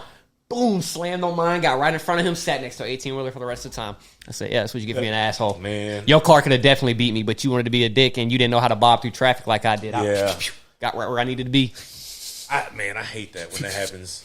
Like the road rage, and it's like, man, you don't have to be a dick to cut out in front of me. You know what I'm saying? Like, and it's always them people like, dude was in a Crown Vic, he cut me off, and like locked his brakes. I was like, what the hell's wrong with this asshole? So I went around and like I cut back in front of him, and he tried to he started blinking, like put on his high beams. So I locked my brakes on the interstate, and like I don't care, like you're gonna sit here behind me. So he cuts motherfuckers around just all be the way to the other assholes. lane. So I speed up and weave him and block him on the far right lane. You know what I'm saying? I was like, we can do this. We did it. That shit's kind of like, it's dangerous, but it's kind of fun sometimes when you It know is, you it can is. petty a Yeah. motherfucker like, hey, you can be like, oh, you thought you could be more petty than me. Oh, that's where you fucked up. And we did this. We did this from Mount Eagle all the way to Murfreesboro. Like when we did 2 lanes. Like I was just like. Everybody watching them like, look at these Man, motherfuckers I right here. was trying to get off at Hickory They're probably like, Hollow I'm gonna get out the exit, way. man. You done had me go an extra 3 X's bullshitting with you. Man. Just And I'm over here about running out of gas too. You know what I'm saying? It's like, Right. because once we hit like, you know what I'm saying? Once you hit Murfreesboro, everything else opened to 4 lanes. You know what I'm saying? So we was man. That's when we started like Really getting 80, active. 90, like yeah, and Really like, testing each other. yeah. So I was like, man, and I was like, eventually I was like, man, I'm about to run out of gas. I was like, you know what? I'm just gonna let him go. You know, like, Yeah. man, That'd be the I worst just when you gotta like, let them because ride I it. done got into one where it's like, you don't expect the road rage to really go for more than maybe a mile or two, and you're Right. like, all right, now, like, bro, you got it, bro. You're committed. Go. Just Right. you got it, dog. You a bigger dick. Okay, go. Yeah, boss. Pause. Well, do we have anything else? Yeah, I think it's Ethan's Well, look, I think bedtime. It's his Betty Bop, man. Man, look, I just Go ahead and throw your social medias out, E. Y'all can get at me at E_True10. Also, get at the Bet That Pod, man. We're going to be making a comeback eventually. Yeah. So, The Olympics are this month. I mean, this summer. So y'all doing bets on the Olympics? I don't know about. I don't know if I don't you know can, about that. but I ain't never thought about betting on the Olympics. I didn't know. It's legal. You can bet on literally anything. Look, I don't know. You still got to find your lane, though. You ain't trying to throw money away. Yeah, that's true. true. I mean, bet on USA basketball every time. Oh, now that. Okay. Hey, shit, after how they did last time, though, I don't know if that's a good idea. Yeah, I mean, I don't know. LeBron not playing. I don't know who they. I think Steph gonna play. I don't Luka know. playing for his home country. Oh, see, look, now you sure you want to bet on USA still? Now I don't know for real. I mean, that's one guy. That one guy, you see what he be doing to the NBA as it is? Okay, well, they don't have to play just Slovenia or whatever the fuck he plays for. Is Jokic, Lithuania? Jokic from the same country as? No, he's a Latvian. He's from Latvia because they call him the Latvian I was gonna gangbang. say, hey, if you got Jokic, in, Hell no. You can get at me at This Is Boston on Twitter or at Rodney Boston on Instagram. You can get at me, your boy Too Bleezy, at Agent Ocho 8. That's on Instagram, Twitter, Apple Connect, Twitch. I think maybe. What's my Twitch We'll name? put y'all Twitch. yeah, no, I'm pretty sure you're Agent 8 on there. Yeah, I think it's Agent PTG, Ocho just 8. look up PTG the Yeah. page and you'll find all of us type shit. Also, go to the Burn One page and the link. We have a link tree now, and you can. I meant to bring something about that too. Okay. I'm glad you did it though. Right. And then you can find the shop at Instagram at Throwback Thursday CC, the letter CC at the end. Or you can find me on my personal page at Druski_TG2S. Yes, sir. I appreciate y'all fellas having me on here, man. We appreciate you, man. Yeah, you appreciate. I know I was quiet on the first half, but you know what I'm saying? It's just Oh, no, I'm it's just- all I'm good. just- It's all good. I'm a listener. Like Nah, I feel you. I feel you like the to same listen way. and observe. You know what I'm saying? Like that's why I'm an observer. I feel that. To be These real, be my favorite episodes where we go over 2 hours. Like if we can go over 2 hours with a guest, that's always a great episode to me. Yeah. Well, same that we had on the intro. Damn. All right. That man don't be giving a fuck. I mean, I can play something else. No, it's cool. Just go back to intro. You ready? Yeah.